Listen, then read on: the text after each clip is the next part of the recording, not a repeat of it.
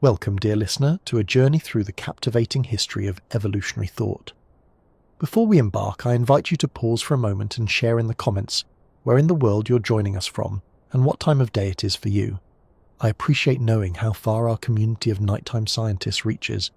If you enjoy immersing yourself in science and history as you drift off to sleep, consider subscribing for more soothing educational storytelling like this. Now let us begin our tale, not in the present day, but nearly 2,400 years ago in ancient Greece. Imagine, if you will, the shimmering turquoise waters of the Aegean Sea lapping at the sun-drenched shores of Miletus. It's here that we meet one of the first recorded thinkers to propose a theory of evolution, Anaximander. Born around 610 BCE, Anaximander was a philosopher and scientist who dared to question the origins of life on Earth. In a time when most believed that the world and its creatures had always existed in their current forms, Anaximander suggested something radically different. He proposed that life had emerged from the primordial seas, and that simpler creatures had gradually given rise to more complex ones over vast spans of time. Anaximander imagined that the first animals had originated in the mud and seawater, encased in spiny bark. As they aged, they moved on to the drier parts of land, casting off their bark and adapting to life on shore. While his ideas might sound fanciful to modern ears, they represented a bold departure from prevailing views and sowed an early seed for evolutionary thinking. According to Anaximander, humans too had evolved from other animals. Specifically, he believed we had descended from a species of fish. He reasoned that human infants were too helpless to have survived in the distant past without parents to care for them, so our ancestors must have come from creatures that could fend for themselves from birth, like fish. While Anaximander's theories were speculative and lacked the evidence that would later support evolutionary thinking, his ideas were groundbreaking for their time. He had taken the first steps towards suggesting that life on Earth had changed and developed over time, rather than remaining static since its inception. As we bid farewell to Anaximander and the shimmering shores of ancient Greece, we must sail forward through the centuries to our next destination in history. The scene shifts to the flourishing intellectual culture of Baghdad during the Islamic Golden Age, around the 9th century CE. It's here that we encounter a remarkable scholar and pioneer in the history of evolutionary thought, Al-Jahiz. Born in Basra around 776 CE, Al-Jahiz was a prolific writer and thinker whose works spanned a vast range of topics, from theology and politics to natural history and zoology. He was known for his insatiable curiosity, his keen observations of the natural world, and his engaging, often humorous prose. In his Book of Animals, Al-Jahiz described the incredible diversity of life on Earth, from the tiniest insects to the most majestic mammals. But more than just cataloguing species, Al-Jahiz made some truly prescient observations about how living things interact with their environments and how they change over time. He noted that animals were engaged in a constant struggle for existence, competing for resources like food and shelter. Those that were better adapted to their environments, he reasoned, would be more likely to survive and pass on their traits to offspring. In this way, Al-Jahiz anticipated the concept of natural selection, the key mechanism that Charles Darwin would later propose as driving evolutionary change. Al-Jahiz also recognized the influence of environmental factors on the characteristics of animals. He observed that creatures living in different climates and habitats often had distinct features that helped them thrive in those particular conditions. For example, he noted that camels were well suited to life in the desert, with their long legs, padded feet, and ability to store water. While Al-Jahiz didn't propose a fully formed theory of evolution, his ideas about the struggle for existence, adaptation, and the role of the environment in shaping living things were remarkably prescient. They represented a significant advancement in thinking about the natural world and the relationships between organisms and their surroundings. As we leave the vibrant intellectual world of Baghdad and Al-Jahiz's insightful observations, we must continue our journey through time to witness the next major developments in evolutionary thought. The scene shifts once again, this time to the lush gardens and stately museums of Paris in the late 18th century. It's here that we meet two key figures who will help lay the groundwork for the theory of evolution: French naturalists Georges-Louis Leclerc, Comte de Buffon, and Jean-Baptiste Lamarck. Born into aristocracy in 1707, Buffon was a man of many talents and interests, from mathematics and cosmology to botany and zoology. As the director of the Royal Garden in Paris, he had access to a wealth of plant and animal specimens from around the world, which he studied with a keen and discerning eye. In his massive 36-volume work Histoire naturelle, Buffon meticulously described and classified the diversity of life on Earth. But he didn't just catalogue species, he also put forth some groundbreaking ideas about how they had come to be. Buffon proposed that the Earth was much older than the 6,000 years suggested by biblical accounts, a radical notion for the time. He believed that the planet had formed from the collision of a comet with the Sun, and had then cooled and developed over vast spans of time, allowing for the gradual emergence and diversification of life. While Buffon didn't propose a mechanism for how species changed over time, he did suggest that living things could degenerate or transform under the influence of environmental conditions. He even conducted experiments on plants and animals to test the effects of different climates and diets on their form and function. Buffon's ideas about the Earth's ancient history and the malleability of species were controversial in his time, and he faced criticism from religious authorities. Nonetheless, his work helped to challenge traditional views and to pave the way for the next major figure in our story of evolutionary thought, Jean-Baptiste Lamarck. Born in 1744, Lamarck was a soldier, botanist, and zoologist who made some of the first truly cohesive arguments for the evolution of species. Building on Buffon's ideas about the age of the Earth and the effects of the environment on living things, Lamarck developed a theory of the gradual transformation of species over time. In his most famous work, Philosophie zoologique, published in 1809, Lamarck proposed that species were not fixed and unchanging, but rather were constantly adapting to their environments through the inheritance of acquired characteristics.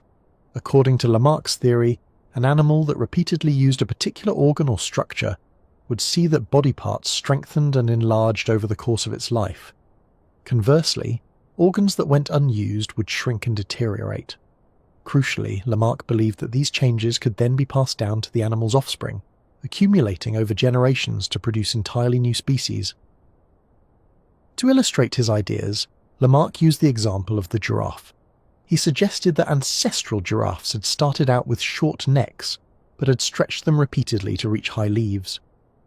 Over time, and through the inheritance of this acquired long-neck trait, Lamarck argued that giraffes had evolved from their short-necked ancestors into the lanky creatures we know today.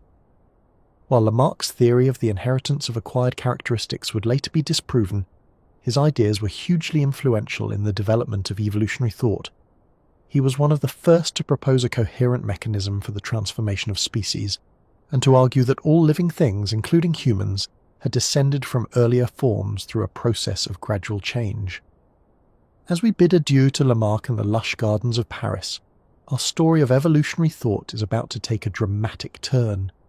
The scene shifts to a bustling port in England, where a young naturalist named Charles Darwin is about to embark on a fateful voyage around the world, a journey that will forever change our understanding of life on Earth. But before we set sail with Darwin on the HMS Beagle, let us take a moment to pause and reflect on the groundbreaking ideas of those who came before him. From Anaximander's musings on the origins of life in the primordial seas, to Alcestis's observations of adaptation and the struggle for existence, to Buffon and Lamarck's theories of the transformation of species, the stage had been set for a revolution in our understanding of the living world. Each of these thinkers, in their own way, had begun to chip away at the long-held view of species as fixed and unchanging, divinely created entities. They had introduced the radical notions of deep time, environmental influence, and organic change into the discourse around the diversity of life, and they had laid the groundwork for the profound insights that Darwin would soon bring to light. As the HMS Beagle set sail from Plymouth Harbour in late 1831, a gentle breeze ripples the water's surface. The creaking of the ship's timbers and the cries of gulls fill the air as Darwin takes one last look at the receding shoreline. Little does he know that the observations and collections he will make on this voyage will forever alter the course of scientific history. But for now, dear listener, let us pause our tale and allow the soothing sounds of the sea to lull us into a restful state. Take a deep breath, feel the gentle rocking of the ship, and let your mind drift with the currents of evolutionary thought. When we return, we will join Darwin on his incredible journey and witness the birth of a theory that will reshape our understanding of life itself.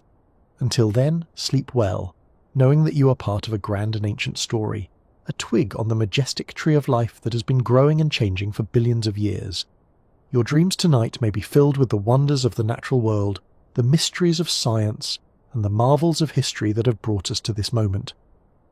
And so, as the HMS Beagle fades into the distance and the stars begin to twinkle overhead, I bid you a fond good night. May the gentle rhythms of nature guide you into a peaceful slumber, and may the story of evolution continue to unfold in your imagination as you drift off to sleep. Good night, dear listener, and sweet dreams. As the gentle embrace of sleep draws ever nearer, let us continue our exploration of evolution's grand narrative, tracing the fascinating tale from Darwin's groundbreaking discoveries to the myriad revelations of modern science. In the years following the publication of On the Origin of Species, a growing chorus of researchers sought to extend and refine Darwin's transformative ideas. Among them was German biologist August Weismann, who in the late 1800s helped solidify the concept of hard inheritance, the notion that traits acquired during an organism's lifetime cannot be passed to offspring. Weismann's work dealt a critical blow to Lamarckian ideas of evolution, setting the stage for a more rigorous understanding of heredity. Weismann also introduced the concept of the germ plasm, the idea that a distinct set of cells gives rise to reproductive cells, separate from the rest of the body. This insight foreshadowed the discovery of DNA and genes, the molecular basis of inheritance that would later revolutionize our understanding of evolution.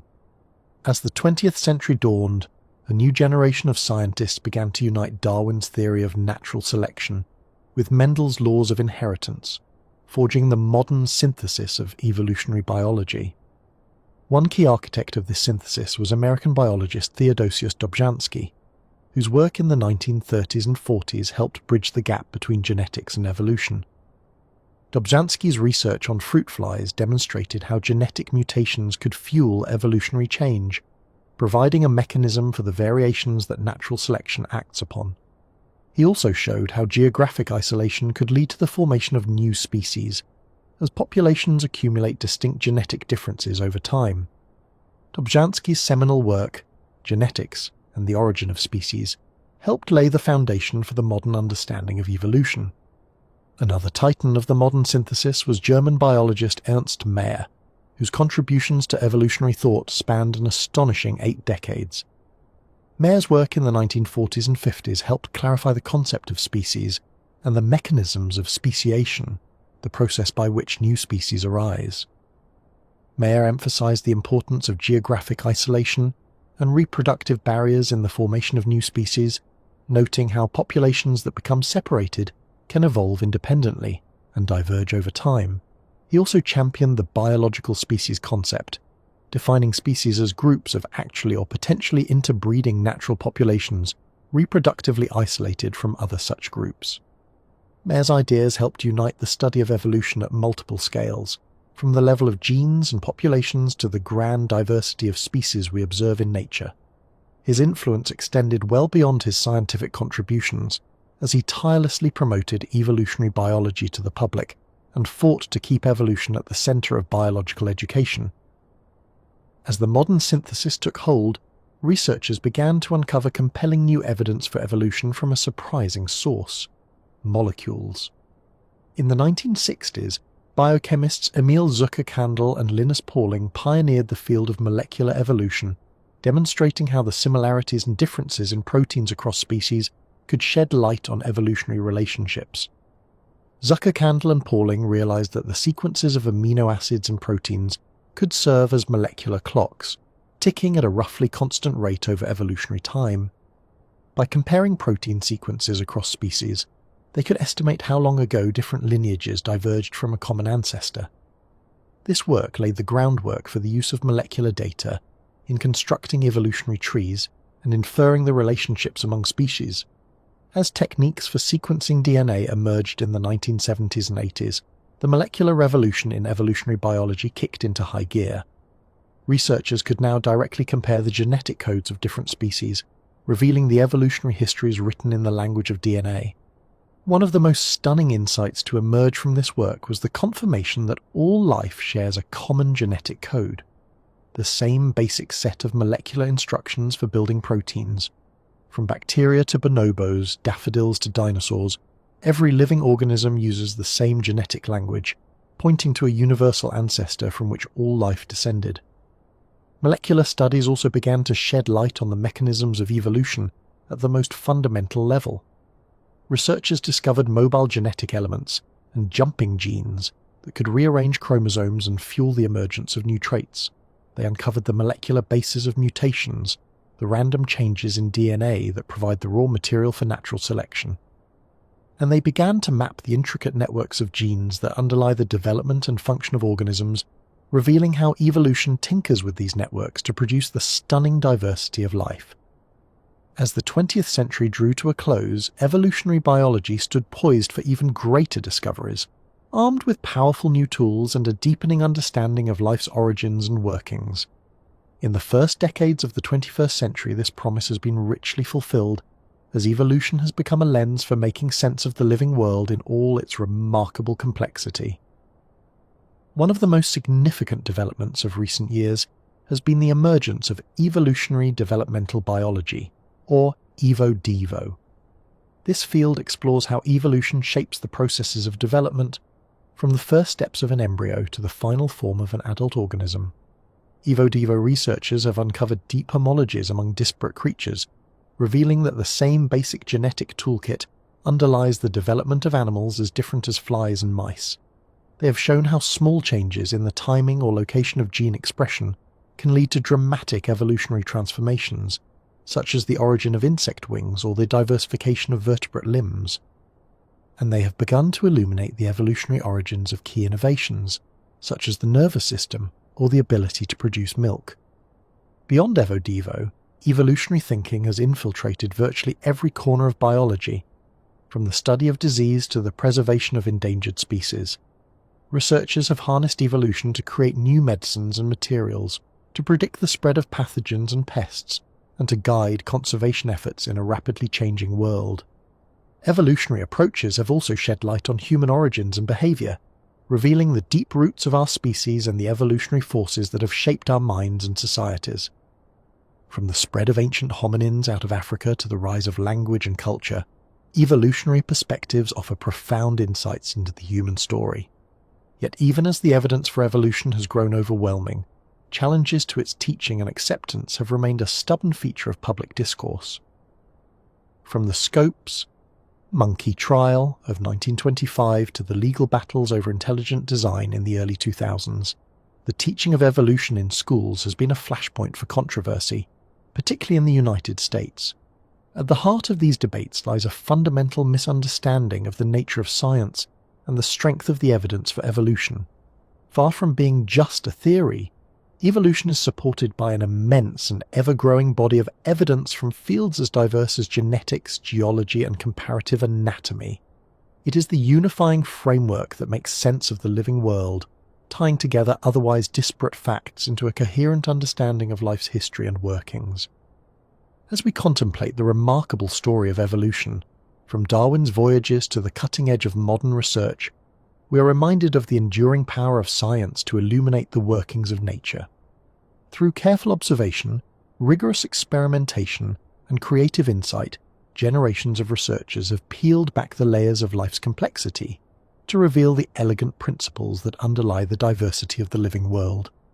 And at the heart of this grand narrative lies a simple yet profound idea, that all life is connected, shaped by the ceaseless action of evolution over vast expanses of time. From the tiniest microbe to the mightiest mammal, every creature bears the marks of this shared history, written in the language of DNA and the scars of natural selection. As we drift off to sleep, let us marvel at the extraordinary story of evolution and the countless researchers who have devoted their lives to unravelling its mysteries.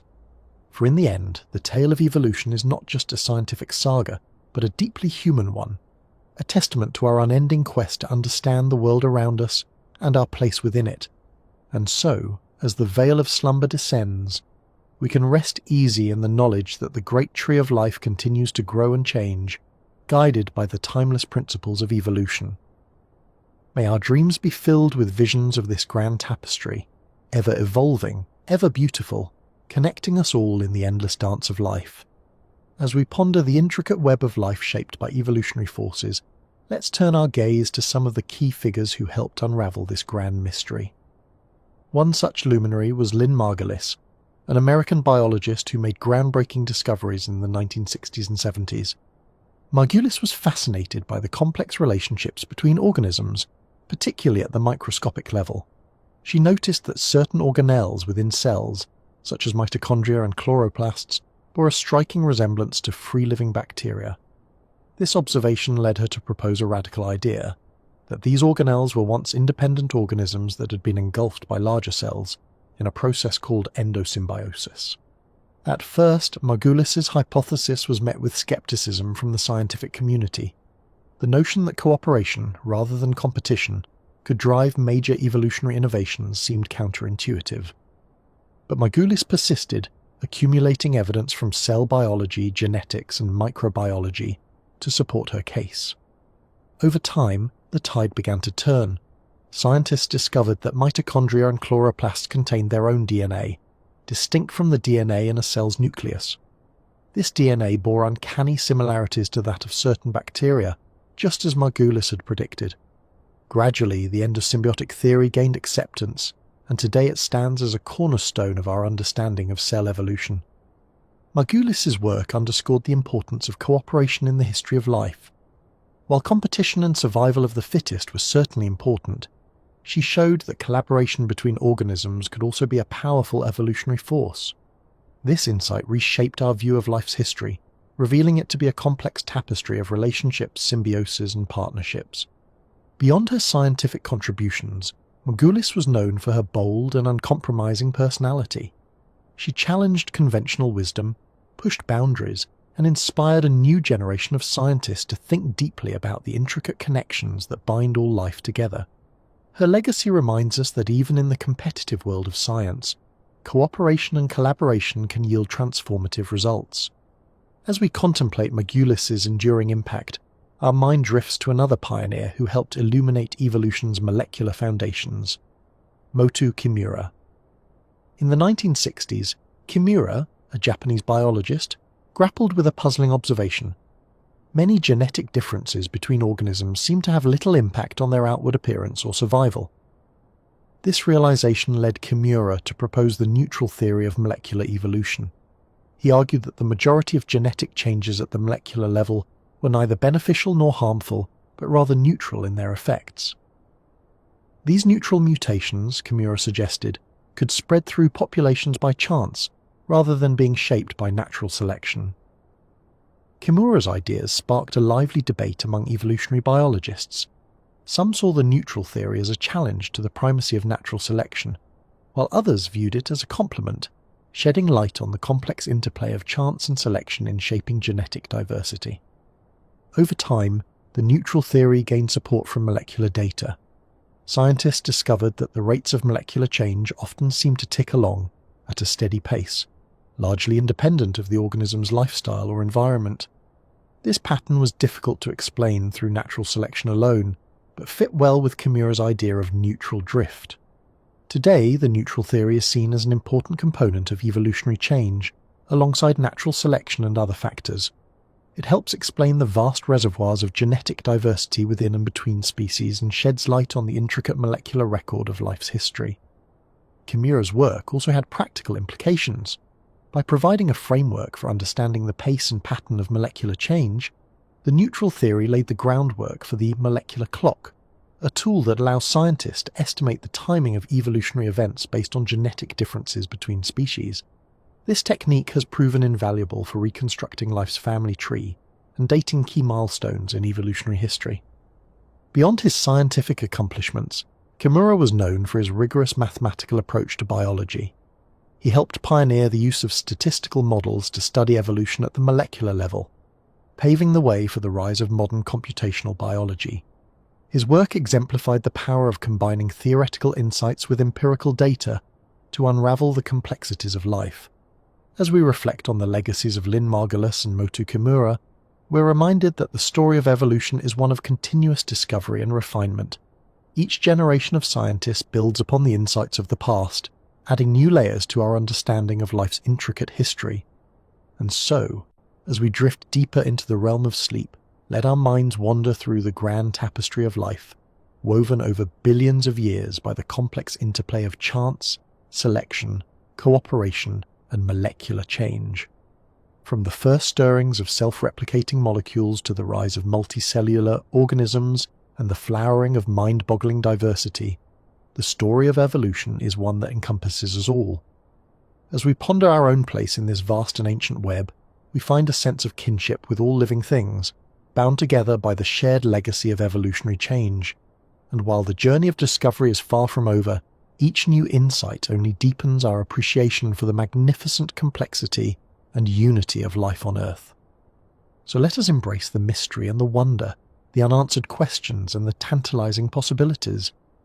For in the grand story of evolution, we are all explorers, forever seeking to unravel the secrets of the living world and our place within it.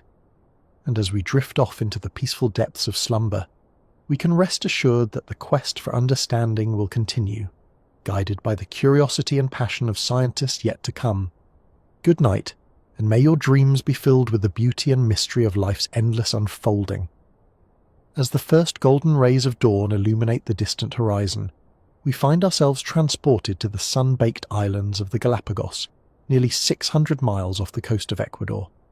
Here, against a backdrop of stark lava fields, towering volcanoes and turquoise waters, a remarkable story of evolution unfolds, one that would forever change our understanding of life on Earth. In September 1835, a young naturalist named Charles Darwin first set foot on these isolated shores as part of a 5-year voyage aboard the HMS Beagle. Just 26 years old at the time, Darwin could scarcely have imagined the profound impact his visit to these islands would have on his life's work and on the course of scientific history. As he explored the rugged terrain, Darwin encountered a striking array of plants and animals, many of which existed nowhere else on the planet. Giant tortoises lumbered slowly across the volcanic soil, some reaching nearly 5 feet in length and weighing over 500 pounds. Marine iguanas, black and scaly, basked in the equatorial sun, while flightless cormorants darted through the shallow waters, their wings having long since traded the power of flight for the pursuit of underwater prey. But it was the island's birds, particularly the unassuming finches, that would provide Darwin with some of his most important insights into the workings of evolution. As he collected specimens and made meticulous notes, Darwin observed that the finches inhabiting different islands possessed distinctive beak shapes, each exquisitely adapted to exploiting the food sources of their particular environments. On one island, he found finches with long, slender beaks, perfectly suited for probing cactus flowers for nectar and insects. On another, the birds displayed short, stout beaks, ideal for cracking open the tough seeds that littered the ground. And on yet another, the finches boasted medium-sized beaks, versatile tools for a generalist diet of seeds, insects, and even small reptiles.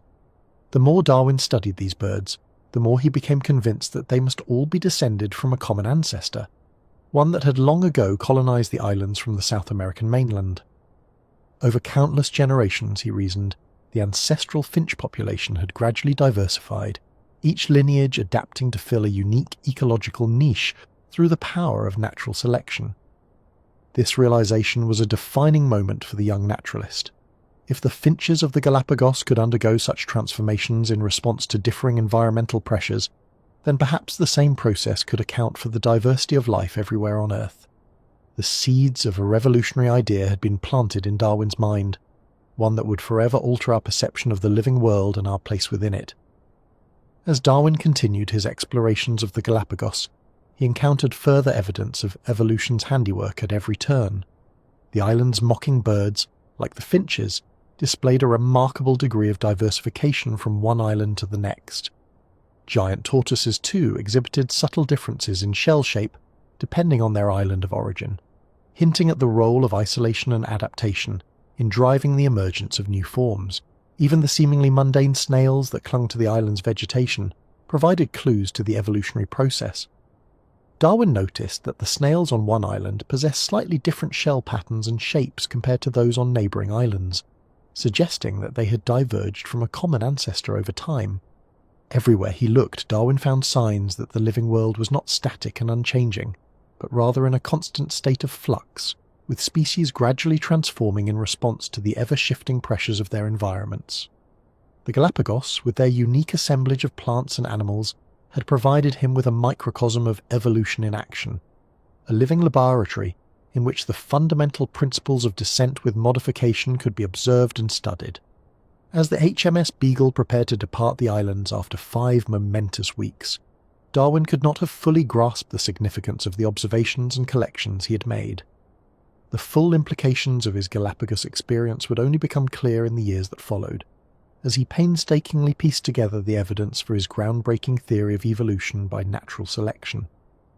But the seeds had been sown, and the young naturalist's view of the living world had been forever transformed. The Galapagos had opened Darwin's eyes to the incredible power of evolution to shape the diversity of life on Earth, and to the deep connections that link all living things in a vast, ever-changing web of ancestry and adaptation. As we leave the islands behind, the sun slowly sinking beneath the shimmering expanse of the Pacific, we can almost imagine Darwin standing on the deck of the Beagle, his mind awhirl with the profound implications of his discoveries. Little could he have known that his time in this remote archipelago would lay the foundation for a theory that would revolutionize our understanding of the natural world and our place within it. The Galapagos had spoken, and Charles Darwin had listened, setting in motion a scientific and intellectual journey that would forever change the course of human knowledge. And as we drift off to sleep, our dreams carry us back to those enchanted islands, where the secrets of life's endless forms, most beautiful first, began to unveil themselves to a young naturalist with an insatiably curious mind and an unwavering passion for the truth. Years pass, and we find ourselves in the heart of Victorian England, where Charles Darwin, now a respected naturalist and geologist, has returned from his epical voyage aboard the HMS Beagle. The year is 1837, and Darwin, ensconced in his study at his family home in Down, Kent, is poring over the copious notes, specimens and observations he gathered during his travels.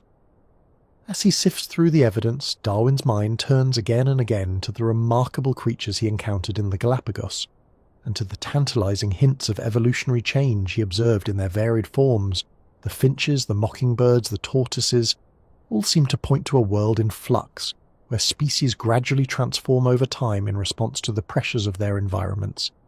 But Darwin knows that his ideas about evolution are still inchoate, lacking the rigorous scientific underpinnings that would be necessary to convince his colleagues and the wider world of their truth.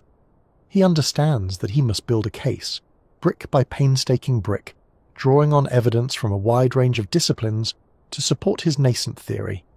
And so, with characteristic thoroughness and attention to detail, Darwin sets to work.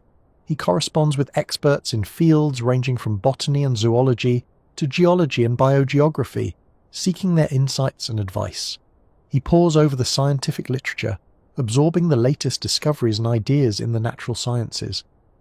And he conducts his own experiments and observations, meticulously documenting the results in his ever-growing collection of notebooks. As the months and years pass, Darwin's ideas begin to take shape. He comes to see evolution not as a sudden or cataclysmic process, but as a slow, gradual one, unfolding over vast stretches of geological time. He grapples with the question of how new species arise, and comes to believe that it is through the accumulation of small, incremental changes, each one providing a slight advantage in the struggle for survival. And at the heart of Darwin's emerging theory lies the concept of natural selection, the idea that those individuals best adapted to their environments will survive and reproduce at higher rates than their less well-equipped counterparts, thereby gradually shifting the characteristics of populations over time. It is a simple yet profound insight, one that will forever change our understanding of the living world. But even as Darwin's ideas crystallize in his mind, he hesitates to share them with the world. He knows that his theory will be controversial, challenging deeply held beliefs about the origins and nature of life on Earth. He fears the reaction of his devoutly religious wife, Emma, and the impact that his ideas may have on their relationship and family life. And so Darwin continues to work in secret, refining his ideas and gathering ever more evidence to support them. He begins to sketch out the outlines of a book that will lay out his theory in detail, a work that he provisionally titles On the Origin of Species by Means of Natural Selection. But fate has other plans in store for Charles Darwin. In the summer of 1858, he receives a letter from a young naturalist named Alfred Russel Wallace, who has independently arrived at a theory of evolution almost identical to Darwin's own. Wallace's letter, written from the remote Indonesian island of Ternate, sends shockwaves through Darwin's world, forcing him to confront the possibility that he may be scooped by a rival scientist. In a panic, Darwin turns to his friends and colleagues for advice. He shares his own work with them, revealing the depth and breadth of his thinking on evolution and natural selection. And with their encouragement and support, he decides to present his ideas alongside Wallace's at a meeting of the Linnean Society in London on July 1st, 1858. The joint presentation is a turning point for Darwin, marking the moment when his revolutionary ideas first enter the public domain. But it's only the beginning of a long and often controversial journey, as Darwin works to marshal the evidence and arguments that will ultimately convince the scientific world of the truth of evolution. As we lie in the darkness, our minds drifting towards sleep, we can almost picture Darwin in his study, hunched over his desk by candlelight, his pen scratching furiously across the pages of his notebooks. We can sense the weight of the ideas that he is grappling with, the dawning realization that he has stumbled upon a truth that will forever change our understanding of the living world. And as we finally surrender to the embrace of slumber, our dreams carry us back to those early days of evolutionary thought, when a quiet, unassuming man from the English countryside dared to challenge the very foundations of our beliefs about the nature and origins of life on Earth. For in the story of Charles Darwin and the birth of his theory of evolution, we find a testament to the power of the human mind to unravel the deepest mysteries of the natural world, and to the courage and perseverance of those who dare to follow the evidence wherever it may lead. The scene shifts, and we find ourselves transported to the year 1859, a momentous time in the history of science and human understanding. After more than 2 decades of painstaking research, meticulous experimentation, and agonizing self-doubt, Charles Darwin is finally ready to unveil his masterwork to the world. On November the 24th, 1859, On the Origin of Species by Means of Natural Selection is published in London, and the impact is immediate and profound. In the pages of this groundbreaking book, Darwin lays out the evidence for evolution in meticulous detail, drawing on examples from the fossil record, comparative anatomy, embryology, biogeography, and more. He describes the struggle for existence that plays out in every corner of the natural world, as organisms compete for limited resources and strive to pass on their genes to the next generation. And he argues that it is through this ceaseless struggle, and the differential survival and reproduction of individuals with favourable variations, that species gradually change and adapt over time. Darwin's prose is elegant and incisive, his arguments carefully crafted and supported by a wealth of empirical evidence. He anticipates the objections of his critics, addressing them head-on with a combination of logic, reason, and incontrovertible fact, and he presents his ideas with a clarity and force that leave no doubt as to the depth of his conviction and the soundness of his science. As copies of The Origin begin to circulate among the intellectual elite of Victorian England, the reaction is swift and polarised. Some hail the book as a triumph of scientific inquiry, a bold and brilliant explanation for the diversity and complexity of life on Earth. Others denounce it as a heretical and dangerous attack on the very foundations of religion and morality. But amidst the swirling controversy and heated debate, there is no denying the profound impact that Darwin's ideas have had on the scientific world. His theory of evolution by natural selection provides a powerful framework for understanding the history and diversity of life, and opens up new avenues of research and discovery in fields ranging from paleontology and genetics to ecology and behaviour. In the years that follow, Darwin's ideas will be tested, challenged, and refined by generations of scientists and thinkers. New evidence will emerge, new insights will be gained, and the theory of evolution will become one of the most robust and well-supported scientific paradigms in history. But for now, in the immediate aftermath of The Origin's publication, Charles Darwin can only watch and wait as his life's work takes on a life of its own. He knows that he has set in motion a revolution in human understanding, one that will forever change the way we view ourselves and our place in the natural world. As we lie in the stillness of the night, our thoughts drifting back to that pivotal moment in history, we can almost feel the weight of Darwin's achievement bearing down upon us. For in the pages of The Origin, he has given us a glimpse into the very fabric of life itself, revealing the intricate web of relationships and adaptations that bind all living things together in a vast and ancient family tree. And as we finally surrender to the call of sleep, our minds alight with the wonder and beauty of the evolutionary process, we can take comfort in the knowledge that we are all part of something greater than ourselves, a grand and ever-unfolding story of life on Earth, written in the language of genes and shaped by the inexorable forces of natural selection. For in the end, the publication of On the Origin of Species marks not just a triumph of scientific discovery, but a testament to the enduring power of the human mind to unravel the deepest mysteries of the universe. And in the quiet moments before sleep claims us, we can marvel at the incredible journey that has brought us to this point, and at the boundless possibilities that lie ahead as we continue to explore the wonders of the natural world. As the 20th century dawns, the science of evolution stands on the brink of a new era of discovery and synthesis. In the decades since the publication of Darwin's On the Origin of Species, a wealth of new evidence has emerged to support and expand upon his groundbreaking ideas. From the unearthing of spectacular fossil finds to the development of sophisticated mathematical models of population genetics, the study of evolution has become a vibrant and rapidly advancing field of scientific inquiry. At the forefront of this new wave of evolutionary thought stands a group of brilliant and dedicated scientists, each working to push the boundaries of our understanding of the natural world. One of the most influential of these figures is Theodosius Dobzhansky, a Russian-born geneticist and evolutionary biologist, whose work will help to lay the foundations for the modern synthesis of evolutionary theory. Born in 1900 in the Ukrainian town of Nemyriv, Dobzhansky shows an early aptitude for science and a fascination with the natural world. He studies biology at the University of Kiev, where he becomes enamored with the emerging field of genetics and its potential to shed light on the mechanisms of evolutionary change. In 1927, Dobzhansky immigrates to the United States, where he takes up a position at Columbia University in New York City. There, he begins a series of groundbreaking experiments on the genetics of fruit flies, using the tiny insects as a model system to study the underlying principles of inheritance and variation. Through his work with fruit flies, Dobzhansky makes a number of key discoveries that help to bridge the gap between genetics and evolution.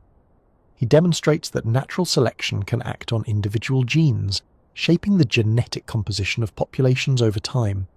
He shows that new species can arise through the accumulation of genetic differences between isolated populations, and he develops mathematical models to describe the complex interplay of mutation, selection, and drift in driving evolutionary change.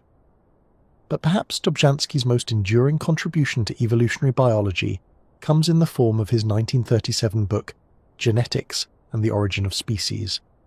In this landmark work, Dobzhansky synthesizes the latest findings from genetics, paleontology, and other fields to present a unified and compelling vision of the evolutionary process.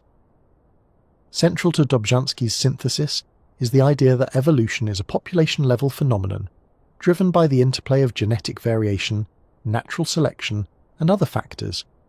He argues that the key to understanding the origin of new species lies not in the study of individual organisms, but in the analysis of entire populations and the complex web of interactions between them. Dobzhansky's ideas have a profound impact on the field of evolutionary biology, helping to usher in a new era of research and discovery. His work inspires a generation of scientists to explore the genetic basis of evolutionary change and to develop new mathematical and experimental tools for studying the process in action.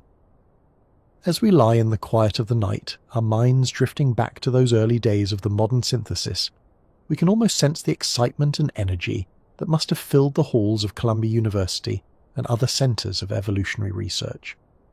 We can picture Dobzhansky hunched over his microscope, peering intently at the tiny fruit flies that held the keys to unlocking the secrets of evolution. And we can marvel at the incredible progress that he and his colleagues made in advancing our understanding of the natural world.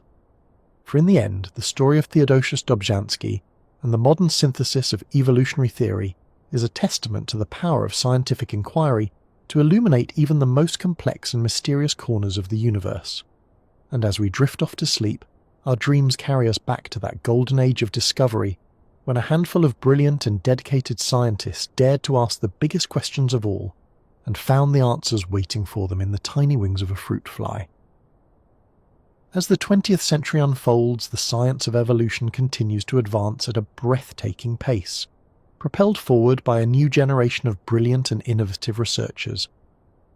Among the most influential of these figures is a quiet, unassuming man named Sewell Wright, whose groundbreaking work in population genetics will help to reshape our understanding of the evolutionary process.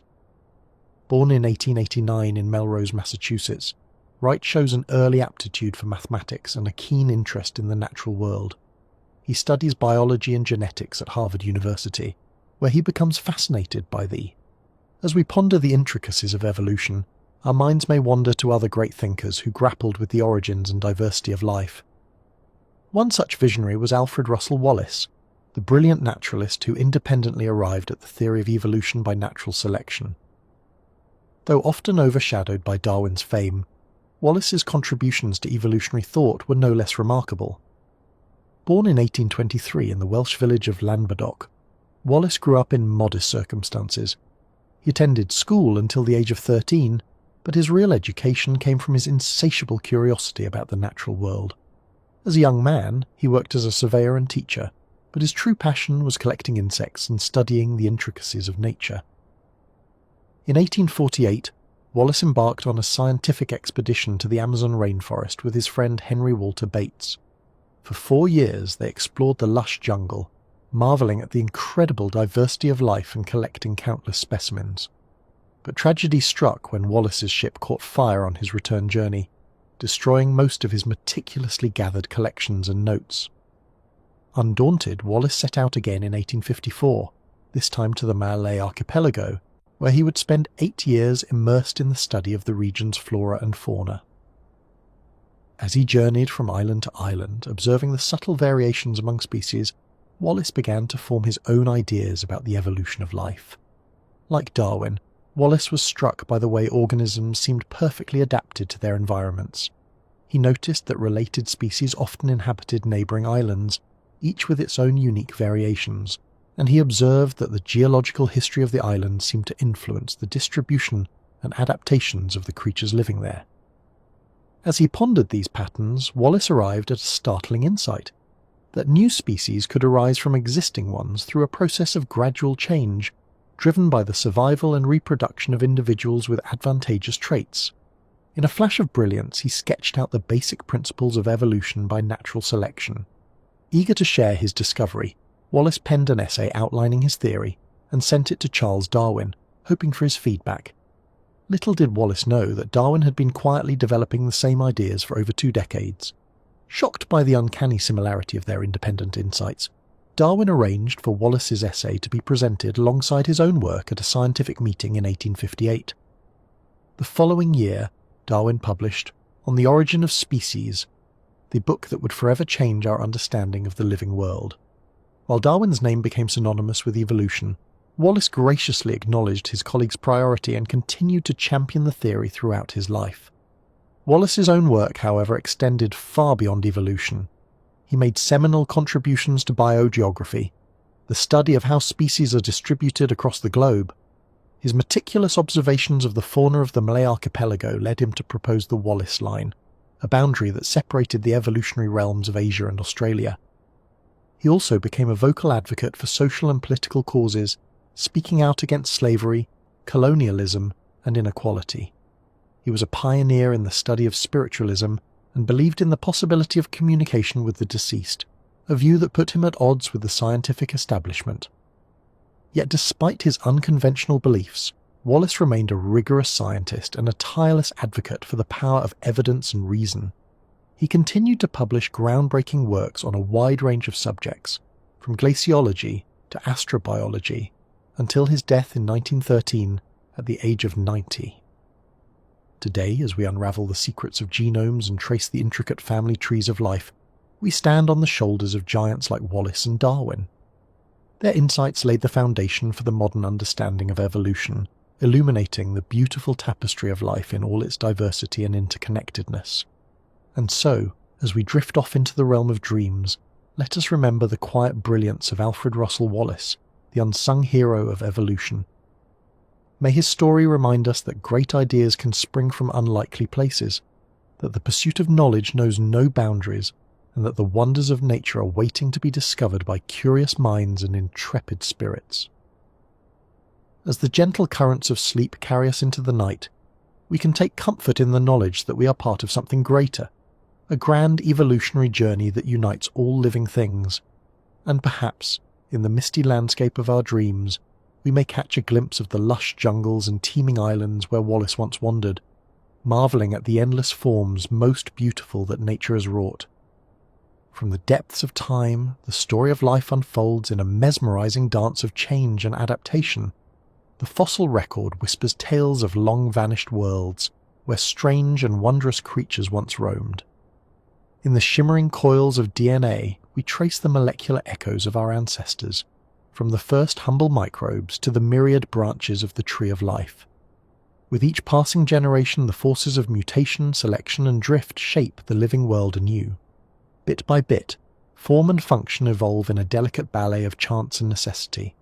From the graceful arc of a bird's wing to the intricate chemistry of a flower's bloom, the fingerprints of evolution are everywhere to be found. And in the grand tapestry of life, each species is but a single thread, woven together with countless others in a complex and ever-changing pattern. The rise and fall of lineages, the ebb and flow of populations, the endless cycle of extinction and renewal, all are part of the epic story of evolution. As we contemplate the majesty of this unfolding drama, we cannot help but feel a sense of wonder and humility. For we too are part of the great evolutionary saga, our own thread inextricably intertwined with those of every living creature on Earth. And so, as the veil of sleep gently descends, let us dream of the countless forms that life has taken, and will yet take, guided by the timeless principles of evolution. May we find solace in our connection to the greater web of existence, and marvel at the creative power of nature that has shaped us, and all the beauty and diversity of the living world. In the quiet depths of the night, as our minds drift through the vast reaches of evolutionary time, we may find ourselves pondering the great questions that have long captivated the human imagination. How did life begin? What forces have shaped its incredible diversity? And what does the future hold for the ever-evolving tapestry of species that share our planet? These are questions that have preoccupied thinkers and scientists for centuries, from the ancient Greek philosophers who first speculated about the origins of life to the cutting-edge researchers of today who are unravelling the secrets of the genome. And while our understanding of evolution has grown by leaps and bounds in recent decades, there is still so much that remains to be discovered. One of the great frontiers of evolutionary science today is the study of how complex life emerged from the primordial soup of the early Earth. For billions of years, our planet was home only to simple, single-celled organisms, but sometime around 550 million years ago, a great flourishing of multicellular life began. This Cambrian explosion, as it is known, saw the sudden appearance of a dazzling array of new animal forms, from the armoured trilobites to the soft-bodied worms and sponges. In a geological blink of an eye, the seas were filled with a riot of new body plans and ways of life, setting the stage for the incredible diversity of creatures that would follow. But what triggered this evolutionary leap? Was it a change in the chemistry of the oceans, perhaps? Or the rise of new predators that spurred the evolution of more complex body structures? Or was it the result of some more subtle interplay of ecological and genetic factors, a perfect storm of conditions that allowed multicellular life to flourish as never before? These are questions that continue to fascinate and challenge scientists today, as they seek to piece together the intricate puzzle of life's early history. With each new fossil discovery and each new insight from the lab, we come a little closer to understanding the deep roots of the evolutionary tree. And as we trace the twists and turns of that tree through the eons, we cannot help but marvel at the sheer creativity and resilience of life. From the rise of the dinosaurs to the first tentative steps of our own ancestors, the story of evolution is one of constant change and adaptation, of species and ecologies evolving in response to an ever-shifting landscape of challenges and opportunities. It is a story that is still being written today, as new species continue to emerge and old ones fade away, victims of a rapidly changing world. In our own time, we have seen the rise of antibiotic-resistant bacteria, the spread of invasive species, and the looming spectre of climate change, all of which are reshaping the evolutionary landscape in ways we are only beginning to understand. But even as we grapple with these challenges, we can take solace in the knowledge that life has endured far greater upheavals in the past. From the mass extinctions that have periodically wiped out vast swathes of species to the great migrations and radiations that have carried life to every corner of the globe, the resilience and adaptability of nature have seen it through countless trials. And so, as we drift off to sleep, let us dream of the wondrous saga of evolution, the great unfolding story of life in all its beauty and diversity. May we find inspiration in the countless forms and strategies that nature has devised, and may we cherish the precious inheritance of the living world that has been bequeathed to us by the patient workings of time and chance. For in the end, the story of evolution is our story too, the tale of how we came to be and of the endless forms that life may yet take. It is a story of struggle and triumph, of loss and renewal, of the enduring power of nature to create and sustain the incredible pageant of existence. As the quiet rhythms of sleep carry us into the night, may we find peace in our place within that larger story, secure in the knowledge that we are part of something greater than ourselves, a grand evolutionary journey that stretches back to the very dawn of life and forward into an ever-unfolding future, full of wonders yet to be imagined. The soft veil of slumber descends as our minds drift gently through the vast landscapes of evolutionary time, from the first stirrings of life in the primordial oceans to the rise of humanity and beyond. The story of evolution is a tale of ceaseless change and adaptation, written in the language of genes and etched in the fossil record. It is a story that has captivated the human imagination for centuries, from the early musings of natural philosophers to the rigorous inquiries of modern science. And though our understanding of the evolutionary process has grown immensely in recent times, there is still so much left to discover, so many mysteries yet to be unravelled. One of the great questions that continues to fascinate researchers is the role of cooperation and altruism in the evolution of complex societies. From the intricate colonies of social insects to the rich cultural traditions of human civilizations, the ability of individuals to work together for the greater good has been a key factor in the success of many species. But how did such cooperative behaviours evolve in the first place? After all, the ruthless logic of natural selection would seem to favour selfishness and competition over sacrifice and collaboration. And yet, time and again, we see examples of animals and even microbes cooperating in ways that benefit the group as a whole, even at a cost to the individual. The key, it turns out, lies in the subtle interplay of genetic relatedness, reciprocal altruism, and group selection. When individuals are closely related, as in a colony of ants or bees, helping others can indirectly promote the spread of one's own genes. And when cooperation is reciprocated over time, as in the grooming behaviour of primates, or the blood-sharing of vampire bats, even unrelated individuals can benefit from working together. At a larger scale, selection can sometimes act on entire groups, favouring those with a higher proportion of cooperative individuals over those dominated by selfish ones. This multi-level selection may have played a key role in the evolution of human societies, as groups with stronger social bonds and more effective collaboration would have been better able to survive and thrive in a challenging world. But cooperation is not the only evolutionary force that has shaped the course of life on Earth. Competition, too, has been a constant theme, driving the endless arms races between predators and prey, parasites and hosts, rivals for mates and resources. From the swift legs of the gazelle to the sharp teeth of the lion, the elaborate displays of the peacock to the camouflage of the moth, the natural world is full of adaptations honed by the relentless pressure of competition. And then there is the role of chance and contingency, the random twists of fate that can send evolution down unexpected paths. A sudden shift in climate, a chance mutation, a lucky dispersal event. Any of these can open up new opportunities for life to explore, leading to the emergence of novel forms and strategies. The story of the mammals is a prime example of this evolutionary serendipity. For millions of years, these small, unassuming creatures lived in the shadows of the dinosaurs, eking out a living in the nooks and crannies of a world dominated by reptilian giants. But when a massive asteroid struck the Earth 66 million years ago, wiping out the dinosaurs in a geological instant, the mammals seized their chance. In the aftermath of the extinction, they diversified and spread, evolving into a dazzling array of forms from tiny shrews to towering elephants, swift cheetahs to soaring bats, and among them, one lineage gave rise to a species with a remarkable capacity for language, tool use, and abstract thought, a species that would one day seek to unravel the very mysteries of its own evolutionary origins. As we ponder these deep questions, the comforting embrace of sleep draws us ever closer, and in the hidden realms of the dreaming mind, perhaps we can catch a glimpse of the vast evolutionary vistas that have shaped the living world, the endless forms and strategies that nature has explored in her patient experiments with life.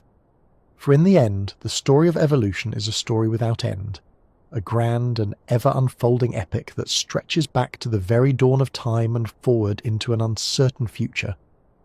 It is a story of resilience and innovation, of creativity and change, of the endless power of nature to adapt and evolve in the face of any challenge. And it is a story that includes us all, every living thing that has ever drawn breath on this ancient earth. From the simplest bacterium to the most complex mammal, we are all part of the same great evolutionary tapestry, woven together by the threads of heredity and selection, chance and necessity.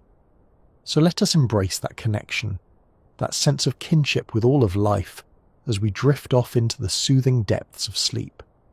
Let us dream of the countless wonders that evolution has wrought, and of the endless possibilities that lie ahead, waiting to be discovered by curious minds and intrepid spirits. And let us find comfort in the knowledge that, no matter what challenges the future may bring, life will find a way, as it always has, adapting and evolving, changing and growing in a ceaseless dance of creativity and resilience. For that is the true beauty and magic of evolution, the source of all the diversity and splendour of the living world. As the soft currents of sleep carry us onward through the night, we can rest easy in the knowledge that we are part of something greater, a grand and ancient story that echoes through the ages. And though the path ahead may be uncertain, one thing is clear. The journey of evolution will continue, as it always has, guided by the timeless principles of nature and the enduring power of life itself. As we continue our journey through the fascinating history of evolutionary thought, let's turn our attention to some of the key figures who helped shape our modern understanding of life's origins and development. One such pioneer was the renowned Scottish geologist Charles Lyell. Born in 1797, Lyell grew up with a deep fascination for the natural world. He would spend hours exploring the rugged landscapes near his home, collecting rocks and fossils that hinted at the Earth's ancient past. As a young man, Lyell studied at Oxford University, where he immersed himself in the cutting-edge geological theories of the day. But he soon became dissatisfied with the prevailing idea that the Earth's features had been shaped by sudden, catastrophic events, a view promoted by many of his contemporaries. Instead, Lyell proposed a radical new vision of Earth's history, which he laid out in his groundbreaking work, Principles of Geology.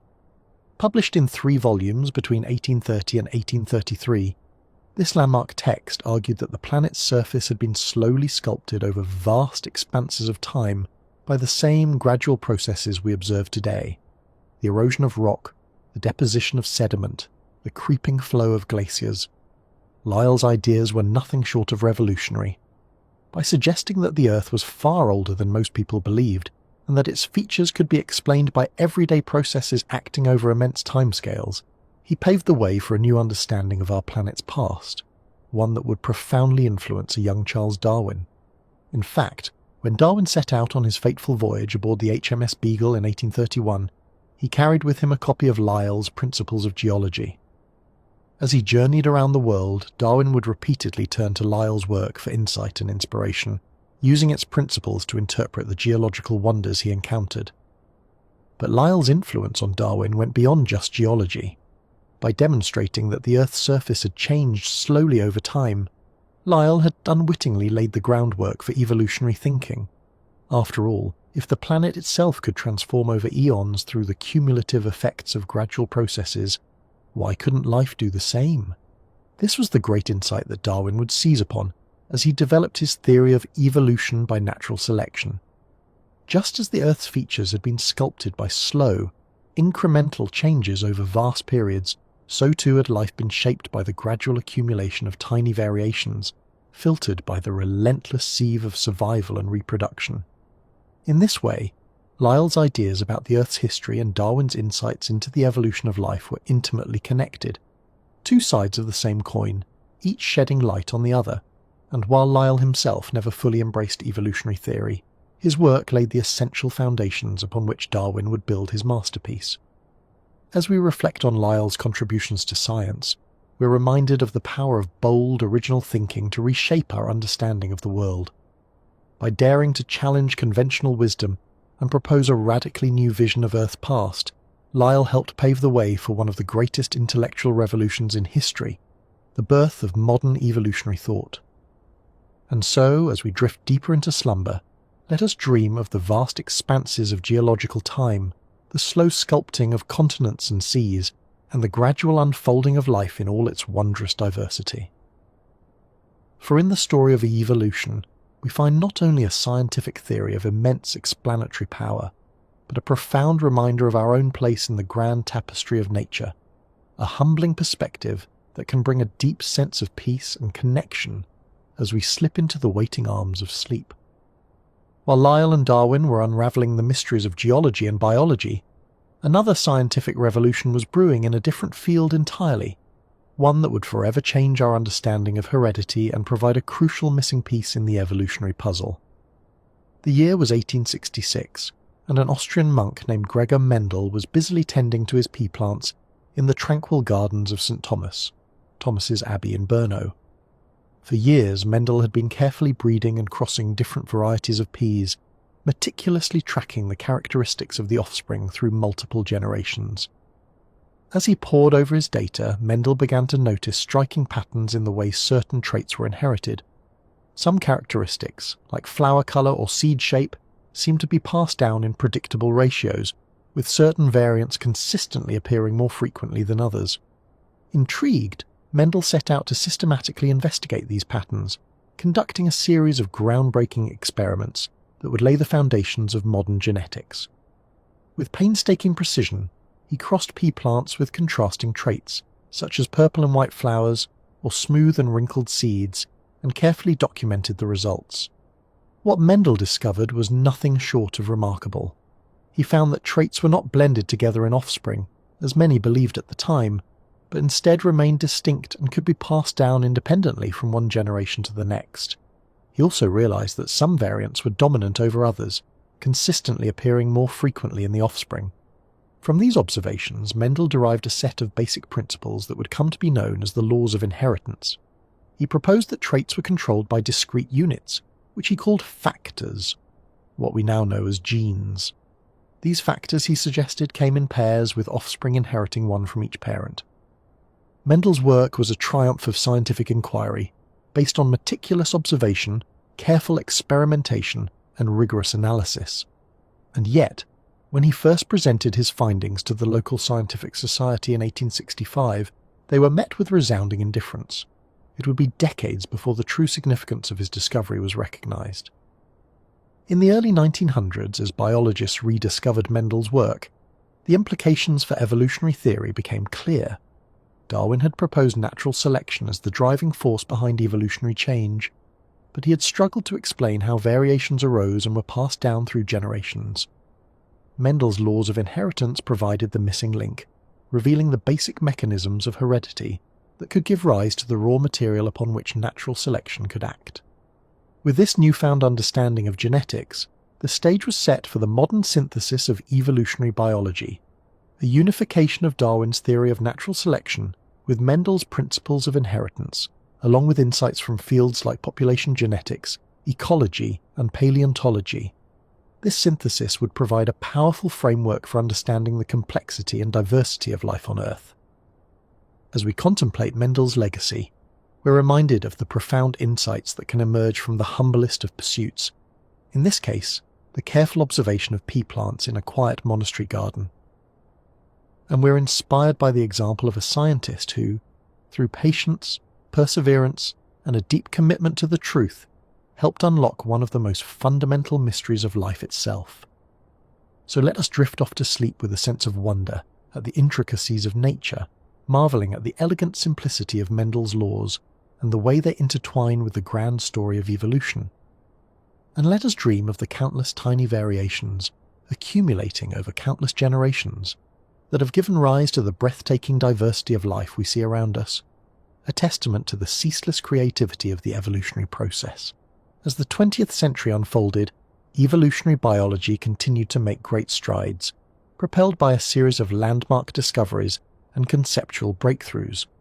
One of the most important of these was the development of population genetics, a mathematical approach to studying how genes change and spread through populations over time. At the forefront of this new field were three brilliant scientists, Ronald Fisher, J.B.S. Haldane and Sewell Wright. Together, they would forge a powerful set of tools for understanding the nuts and bolts of evolutionary change, laying the groundwork for much of modern evolutionary theory. Fisher, a British statistician and geneticist, was a pioneer in applying mathematical methods to biology. In his seminal 1930 book, The Genetical Theory of Natural Selection, he demonstrated how Mendelian genetics could be reconciled with Darwin's theory of natural selection, showing that even small, gradual changes in gene frequencies could lead to significant evolutionary change over time. Haldane, another British scientist, made key contributions to our understanding of how natural selection acts on individual genes. He developed mathematical models to describe the spread of new mutations through populations, and he was one of the first to recognize the importance of genetic drift, random changes in gene frequencies that can have significant effects in small populations. Wright, an American geneticist, is best known for his work on the adaptive landscape, a powerful visual metaphor for understanding how natural selection guides populations towards fitness peaks. He also emphasized the role of genetic interaction and the importance of population structure in shaping evolutionary outcomes. Together, the work of Fisher, Haldane and Wright helped to establish population genetics as a rigorous, quantitative science. They showed that the basic principles of inheritance, mutation, and natural selection could be described mathematically, and they developed a range of tools and models for analysing the complex dynamics of evolving populations. Their insights would prove crucial for making sense of the flood of genetic data that was to come. As biologists began to unravel the molecular basis of heredity and develop techniques for sequencing DNA, population genetics provided a framework for interpreting the vast amounts of variation they were uncovering. In the decades that followed, evolutionary biologists would use these tools to study everything from the origins of new species to the evolution of antibiotic resistance in bacteria. They would reveal the intricate evolutionary histories of countless organisms, from fruit flies to finches to human beings, and they would shed light on the complex interplay of genes, environments, and chance events that shape the course of evolution. As we reflect on the contributions of Fisher, Haldane, and Wright, we're reminded of the power of mathematics to illuminate the workings of nature. By translating the abstract principles of evolution into the precise language of equations and models, they helped transform evolutionary biology into a mature, predictive science. And so, as we slip deeper into the embrace of sleep, let us dream of the endless dance of genes through populations, the slow sculpting of species by the relentless hand of natural selection. Let us marvel at the elegant simplicity of the equations that capture these processes and the way they reveal the hidden order underlying the seeming chaos of the living world. For in the story of population genetics, we find not only a powerful tool for understanding the mechanics of evolution, but a reminder of the unity of nature, the way that simple, universal principles can give rise to the incredible richness and complexity of life on Earth. It is a story that humbles and inspires us, even as it lulls us into the gentle embrace of sleep. As the 20th century progressed, evolutionary biology continued to deepen and expand, buoyed by a series of transformative discoveries in genetics and molecular biology. One of the most important of these was the elucidation of the structure of DNA, the molecule that carries the genetic instructions for all living things. The story of DNA's discovery is a tale of scientific brilliance, fierce competition, and a touch of serendipity. At the centre of it all were two young researchers, James Watson and Francis Crick, working at the Cavendish Laboratory in Cambridge, England in the early 1950s. Watson and Crick were fascinated by the question of how genetic information was stored and transmitted in living cells. They knew that DNA was the key, but the molecule's exact structure remained a mystery. Many scientists believed that DNA was a relatively simple molecule, perhaps consisting of a single chain of repeating units. But Watson and Crick had a different hunch. Drawing on a variety of experimental evidence, including crucial X-ray crystallography data from Rosalind Franklin and Maurice Wilkins, they began to piece together a more complex picture of DNA's structure. In a flash of insight, Watson and Crick realized that DNA was not a single chain, but rather two strands, coiled around each other in a double helix. The strands were held together by specific pairings between the molecule's four basic building blocks, adenine with thymine and guanine with cytosine. This complementary base pairing, they reasoned, provided a simple yet elegant mechanism for copying and transmitting genetic information. The implications of Watson and Crick's discovery were immense. With the structure of DNA revealed, scientists could finally begin to unravel the molecular basis of heredity and understand how genetic information was translated into the physical traits of organisms. The double helix quickly became the defining icon of modern biology, a symbol of the incredible complexity and beauty of life at its most fundamental level. In the decades that followed, the study of DNA would revolutionize our understanding of evolution and the history of life on Earth. By comparing the DNA sequences of different organisms, researchers could trace the evolutionary relationships between species, constructing detailed family trees that stretched back billions of years. They could watch natural selection play out at the level of individual genes, observing how tiny variations in DNA could lead to dramatic differences in survival and reproduction. They could even peer back in time, reconstructing the genomes of long-extinct species from fragments of ancient DNA preserved in fossils and permafrost. But perhaps most profoundly, the discovery of DNA's structure and function would forever change our understanding of what it means to be alive. It revealed that all living things, from the simplest bacteria to the most complex animals, were built on the same basic molecular foundation, a testament to the fundamental unity of life on Earth. As we contemplate the significance of Watson and Crick's achievement, we're reminded of the incredible power of scientific curiosity and collaboration. Through a combination of brilliant intuition, meticulous experimentation, and the synthesis of ideas from across disciplines, they were able to solve one of the greatest mysteries in the history of biology.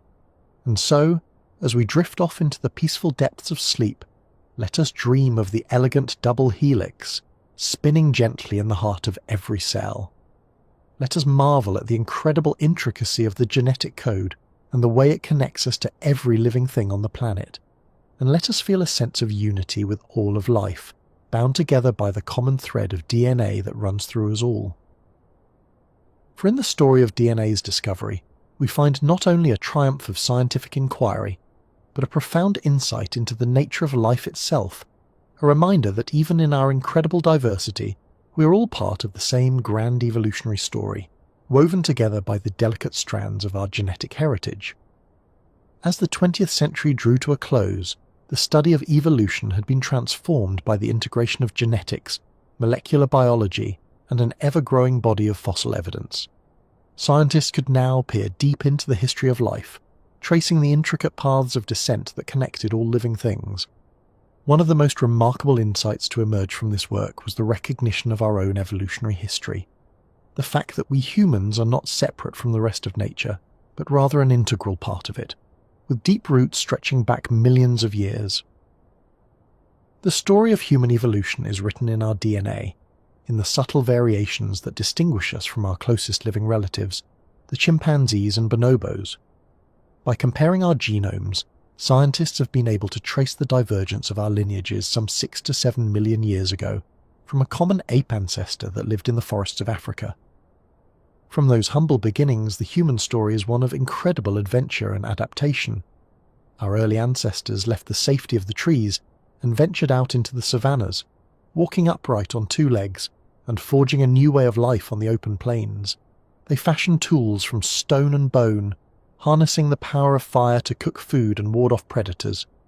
They banded together in small nomadic groups, cooperating to hunt, gather, and raise their young. and they developed complex languages and symbolic cultures, using art and ritual to make sense of their world and their place within it.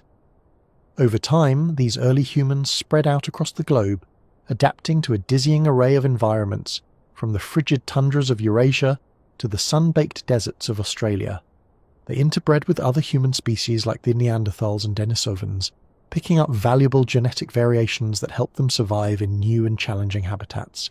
And through it all, the slow, steady pulse of evolution shaped them, moulding their bodies and minds to the demands of a changing world. From the colour of our skin to the enzymes in our guts, every aspect of our biology bears the imprint of this long evolutionary history, a testament to the incredible adaptability and resilience of our species. Today, we stand as the sole survivors of this epic journey, the last of the human lineage, but we carry within us the legacy of all those who came before, the intrepid explorers, the skilled hunters, the inventive toolmakers.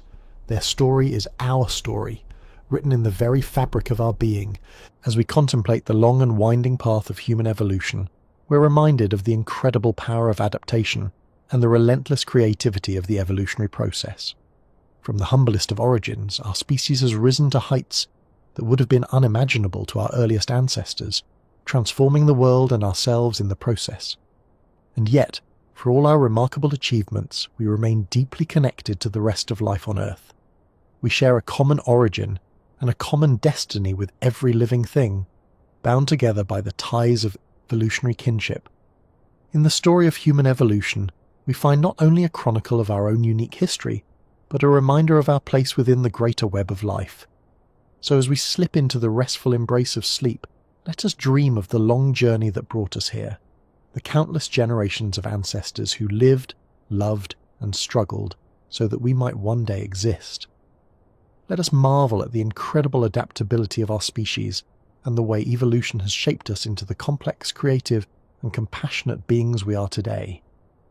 And let us feel a sense of kinship with all of life, knowing that we are but one branch on the great tree of evolution, forever intertwined with the countless other species with whom we share this planet.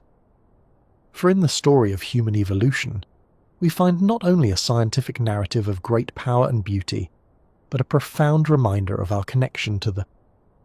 As the soothing embrace of sleep draws near, let us return to the captivating story of life's history, woven together by the threads of evolutionary change. Our journey now carries us to the vibrant intellectual world of the late 19th and early 20th centuries, a time when the seeds planted by Darwin's groundbreaking ideas began to blossom into the modern science of genetics. Picture a tranquil monastery garden in 1850s Austria, where a curious monk named Gregor Mendel tends to his pea plants with meticulous care. Amidst the rustling of leaves and the gentle hum of insects, Mendel diligently crosses different varieties of peas, tracking the inheritance of traits like flower colour and seed shape over generations. Little does he know that his painstaking experiments will lay the foundation for a revolutionary new understanding of how life evolves. Mendel discovers that traits are passed down in discrete units, which he calls factors, later known as genes. He observes that these factors come in pairs, one from each parent, and that some factors are dominant while others are recessive. With keen insight, Mendel formulates the laws of inheritance, revealing the predictable patterns by which traits are transmitted from parents to offspring. Although Mendel's work is initially overlooked, his ideas resurface at the turn of the 20th century, when biologists Hugo de Vries, Carl Correns, and Erich von Tschermak independently rediscover his laws of inheritance. The significance of Mendel's findings becomes clear. They provide a mechanism for the variation and heritability that drive evolutionary change. As the 1900s unfold, a new generation of scientists begins to weave together the strands of Darwin's theory of natural selection and Mendel's laws of inheritance into a comprehensive understanding of evolution. The nascent field of genetics takes flight, propelled by the work of pioneering researchers like William Bateson, who coins the term genetics, and Thomas Hunt Morgan, who uses fruit flies to map genes on chromosomes.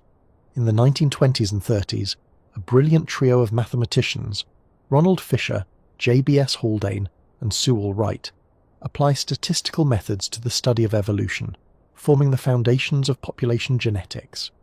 They develop elegant mathematical models that describe how the frequencies of genes change over time under the influence of mutation, selection, migration, and random drift.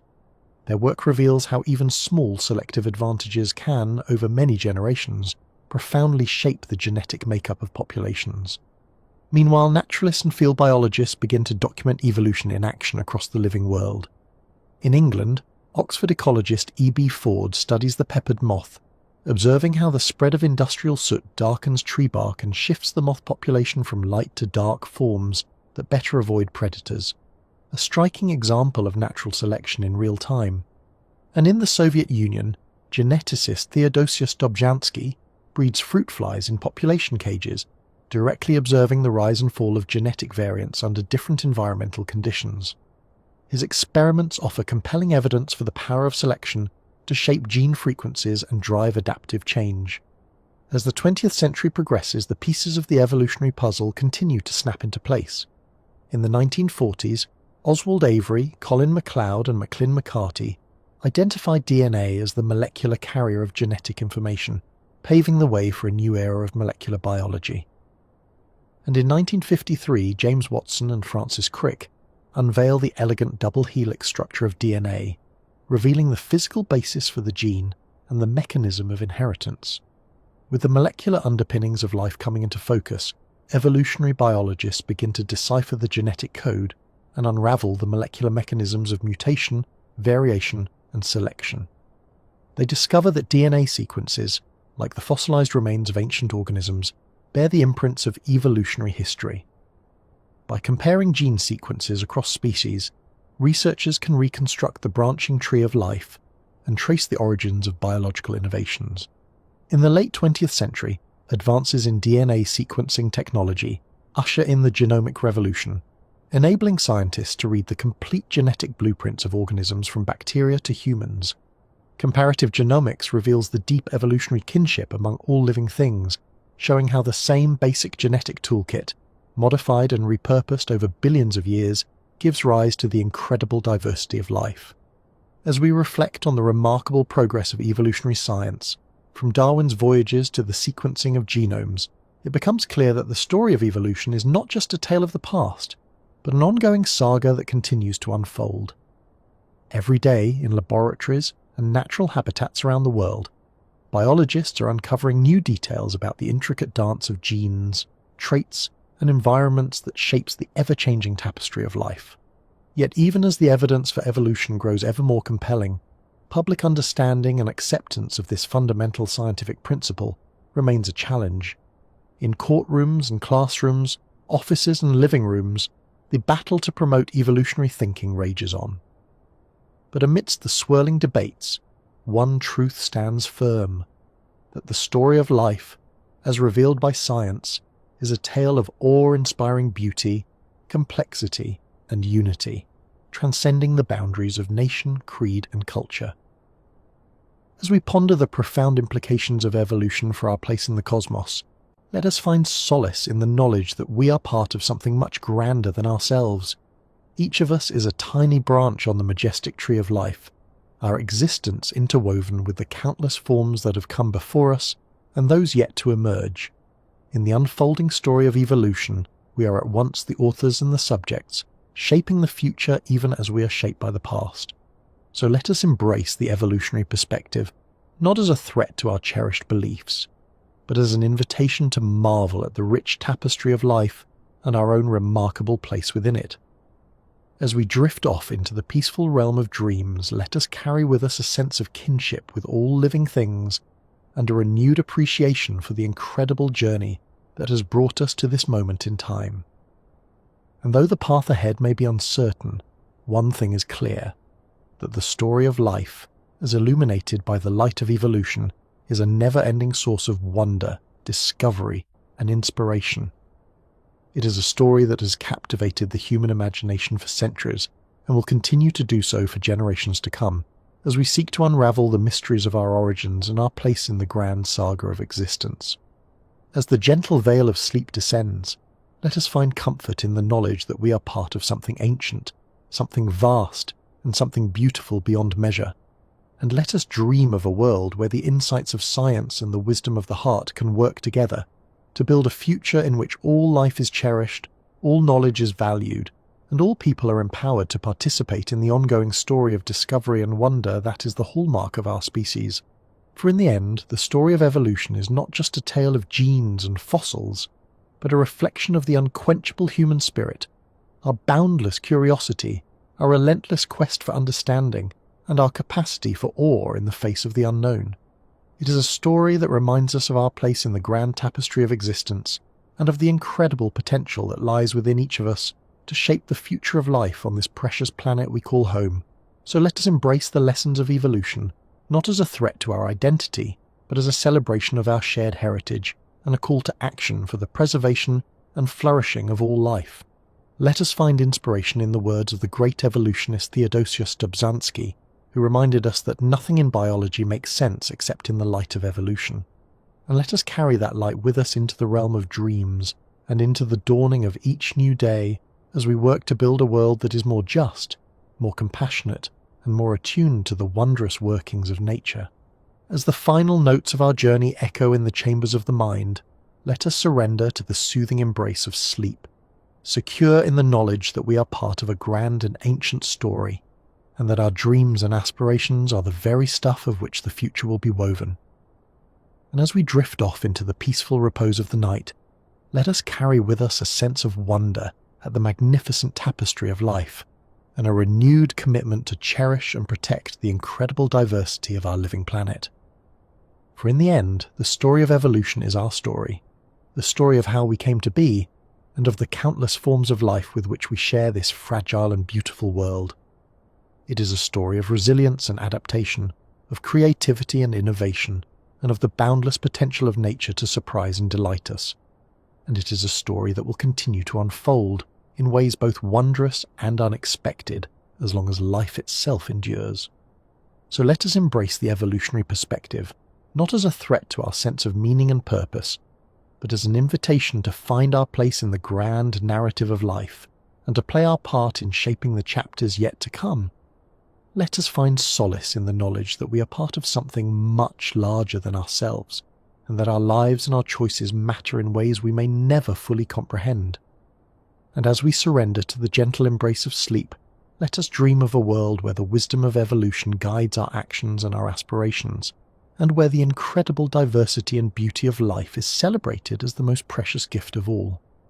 For in the end, the story of evolution is a reminder that we are all connected, that we are all part of the same grand adventure, and that our fates are inextricably intertwined with those of all the living beings with whom we share this pale blue dot we call home.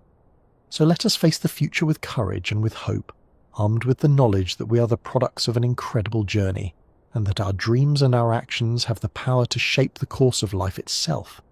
And let us find comfort in the knowledge that, even as we drift off into the peaceful repose of sleep, the great story of evolution continues to unfold in all its beauty and wonder, all around us and within us, guiding us towards a future that is bright with possibility and alive with the incredible potential of life in all its forms. As we ponder the incredible story of evolution, it's worth taking a moment to appreciate the remarkable scientists who uncovered its intricacies and forever changed our understanding of life on Earth. One such figure was Lynn Margulis, a visionary biologist who made groundbreaking discoveries about the role of symbiosis in evolution. Born in 1938 in Chicago, Margulis was fascinated by the natural world from a young age. She earned her bachelor's degree in liberal arts at the University of Chicago before pursuing graduate studies in genetics and zoology at the University of Wisconsin. It was here that Margulis began to develop her revolutionary ideas about the importance of symbiosis, the close, long-term interactions between different species in shaping the evolution of life. In 1966, Margulis published a landmark paper proposing that mitochondria and chloroplasts, the power plants of animal and plant cells, evolved from ancient bacteria that were engulfed by larger cells. This process, known as endosymbiosis, involved the smaller bacteria taking up residence inside the larger cells, eventually becoming permanently integrated and essential to their host's survival. Margulis's theory was met with skepticism at first, but over time, accumulating evidence proved her right. Today, endosymbiosis is recognized as a crucial mechanism in the evolution of eukaryotic cells, the building blocks of all complex life. Margulis's insights didn't stop there. She proposed that symbiosis was not just a curious footnote in evolutionary history, but a central driver of the diversification of life. From the intimate partnership between reef-building corals and photosynthetic algae to the vital role of gut bacteria in human health, Margulis showed that cooperation between species was every bit as important as competition in shaping the living world. Throughout her career, Margulis fearlessly challenged conventional wisdom and urged scientists to think holistically about the web of relationships that connects all life. She was a prolific writer, authoring books that brought evolutionary ideas to a wide audience, and an inspiring teacher who mentored a new generation of biologists. And while not all of her more speculative ideas gained acceptance, like the notion that symbiosis could explain the origin of cilia and flagella, Margulis's larger vision of life as a grand interconnected system continues to influence evolutionary thought today. Margulis's story reminds us that science is an ongoing conversation, a search for truth propelled by bold thinkers who are unafraid to question established ideas. Her work on endosymbiosis and the pervasive importance of symbiosis in evolution expanded the narrative of life's history, revealing not just a tree of diverging branches, but an intricate web of cooperation woven through every limb. As we continue our journey through the annals of evolutionary biology, we turn now to another revolutionary thinker, Moto Kimura, the quiet Japanese scientist who transformed our understanding of how evolution unfolds at the most fundamental level of DNA. Born in 1924 in Okazaki, Japan, Kimura was drawn to the elegant logic of population genetics, the mathematical study of how genes change over time. After earning his PhD from the University of Wisconsin in 1956, Kimura returned to Japan to take up a position at the National Institute of Genetics. It was here, in the 1960s, that Kimura began to develop his most famous idea, the neutral theory of molecular evolution. At the time, most biologists assumed that natural selection was the primary driver of evolutionary change, even at the level of individual DNA mutations. But as researchers began to compare protein sequences across species, they noticed something puzzling. Many genetic differences between species seemed to have little or no effect on the organism's appearance or behavior. These so-called neutral mutations didn't seem to be under the influence of natural selection at all. Kimura proposed a simple yet profound explanation. Most mutations at the molecular level are neither beneficial nor harmful, but rather neutral. They don't affect an organism's fitness either way. And because these neutral mutations are invisible to the filtering effects of natural selection, they can accumulate over time through a process Kimura called genetic drift. Just as a flipped coin will randomly produce streaks of heads or tails, genetic drift causes neutral mutations to randomly become more or less common in a population over generations. Kimura's neutral theory was a revelation. It meant that the pace of molecular evolution was largely independent of natural selection, and could actually be used as a kind of molecular clock to estimate the timing of evolutionary events. By comparing the number of neutral differences between the DNA of different species, scientists could infer how long ago those species diverged from a common ancestor. The neutral theory also had profound implications for our understanding of the human genome. When the Human Genome Project was completed in 2003, researchers were surprised to discover that only a tiny fraction of our DNA, maybe 1 to 2%, actually codes for proteins. The vast majority of the human genome consists of non-coding DNA, much of which appears to be selectively neutral. Kimura's theory helped explain why our genomes are littered with so much seemingly functionless sequence. It's the result of eons of neutral mutations, accumulating through drift.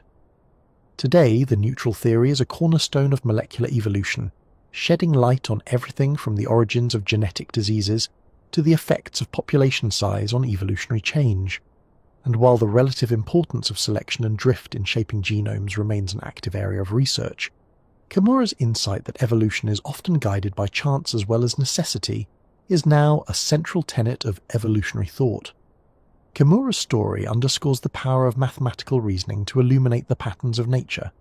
By wedding the elegant models of population genetics to the growing tide of molecular data, Kimura opened up a whole new window onto the evolutionary process. one that revealed the random dance of genes across vast expanses of time. As we reflect on the insights of Lynn Margulis and Motu Kimura, we're reminded that the story of evolution is not just a chronicle of the past, but an ongoing quest to understand the present. With each new discovery, whether in the complex interplay of symbiotic relationships or the random drift of DNA sequences, we deepen our appreciation for the subtle and often surprising ways that life evolves. And so, as we drift off into the peaceful embrace of sleep, let us carry with us a sense of wonder at the ceaseless creativity of nature and the tireless curiosity of the scientists who work to unravel its mysteries. For in the grand tapestry of life, each new insight is but a single thread, woven into an ever-growing understanding of the magnificent process that has shaped us all. The gentle voice of the narrator fades into the calm of the night, leaving us to ponder the incredible journey of evolution, a journey that began billions of years ago and continues within each of us today. As we slumber, our cells carry out the ancient dance of life, guided by the same forces that have shaped the living world since its very beginnings. And while the path of evolution is often unpredictable, one thing is certain. As long as life endures, the grand experiment of nature will continue, forever seeking new forms, new solutions, and new wonders to behold. In the early 20th century, a young Serbian scientist named Milutin Milankovic embarked on a quest to understand the rhythms of Earth's climate. Born in 1879 in the village of Dalj, Milankovic was fascinated by the natural world from an early age. After earning degrees in mathematics and engineering, he turned his keen mind to the problem of how Earth's orbital cycles might influence long-term climate patterns. Milankovic began by studying the intricate dance of Earth's motion around the Sun. He realized that over tens of thousands of years, subtle variations in Earth's orbit, its eccentricity, tilt and wobble, could alter the amount and distribution of solar energy reaching the planet's surface. Using complex mathematical calculations, Milankovic painstakingly mapped out these orbital cycles and their potential effects on climate. In 1920, Milankovic published his groundbreaking work, Mathematical Theory of Heat Phenomena Produced by Solar Radiation. In it, he proposed that cyclical changes in Earth's orbit were the driving force behind the planet's ice ages, the alternating periods of cold and warmth that had punctuated Earth's recent history. According to Milankovic, when Earth's orbit was more elliptical, summers in the northern hemisphere received less solar energy, allowing winter snow and ice to persist and build up into massive ice sheets. Conversely, when the orbit was more circular, warmer summers melted the ice, ushering in an interglacial period. Milankovic's theory, known today as Milankovic cycles, was initially met with skepticism. Many scientists found it hard to believe that such subtle orbital variations could trigger the dramatic climate shifts of the ice ages, but as evidence mounted from deep-sea sediment cores to ice sheet drill samples, it became clear that Milankovic was onto something. Today, Milankovic cycles are recognized as a key driver of long-term climate change, shaping the ebb and flow of ice ages over the past few million years. Milankovic's work also had important implications for the evolution of life. The coming and going of ice ages had profound effects on global ecosystems, altering habitats, shifting species ranges, and even influencing human migration patterns. The evolutionary pressures exerted by these climate upheavals left their mark in the DNA of countless organisms, from hardy tundra plants to woolly mammoths. But Milankovic's insights didn't end with the ice ages. His calculations also shed light on other climate phenomena, like the African humid period, a time of increased rainfall and lush vegetation in what is now the Sahara Desert. Milankovic showed that this wet phase, which occurred between 14,800 and 5,500 years ago, was likely triggered by a northward shift in the African monsoon, itself a result of orbital changes. Milankovic's legacy extends beyond his groundbreaking theories.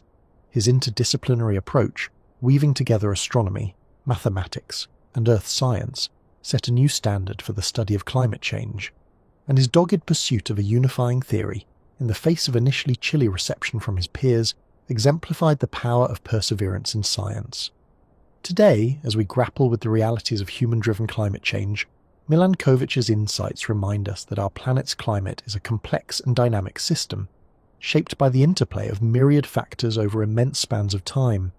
And while the current warming trend is unfolding on a much shorter timescale than the Ice Age cycles of the past, understanding the natural rhythms of Earth's climate can help us better predict and potentially mitigate the changes to come. As we ponder the legacy of Milutin Milankovic, we're reminded once again of the power of curiosity and the patient pursuit of knowledge. Through his tireless efforts to unravel the mysteries of Earth's climate, Milankovic not only shed light on the forces that shape our planet's habitability, but also illuminated the deep connections between the evolution of life and the rhythms of the cosmos. And so, as we slip deeper into the tranquil depths of slumber, let us dream of the vast cycles of time that have moulded the world we know. Cycles that spin out over eons, from the stately waltz of the planets to the delicate balance of Earth's climate and the endless dance of evolution itself. For in the grand tapestry of nature, each thread is woven into the next, forming a picture of breathtaking complexity and beauty, forever unfolding, forever new. In the 1970s, a young American biologist named Lynn Margulis began to challenge one of the most fundamental assumptions about the evolution of life on Earth. At a time when most scientists believed that the key to evolutionary success lay in competition and the survival of the fittest, Margulis proposed a radically different view, one that emphasized the importance of cooperation and symbiosis between species. Born in Chicago in 1938, Margulis was a precocious child with an insatiable curiosity about the natural world. After earning a bachelor's degree in liberal arts from the University of Chicago, she went on to pursue graduate studies in genetics and zoology at the University of Wisconsin.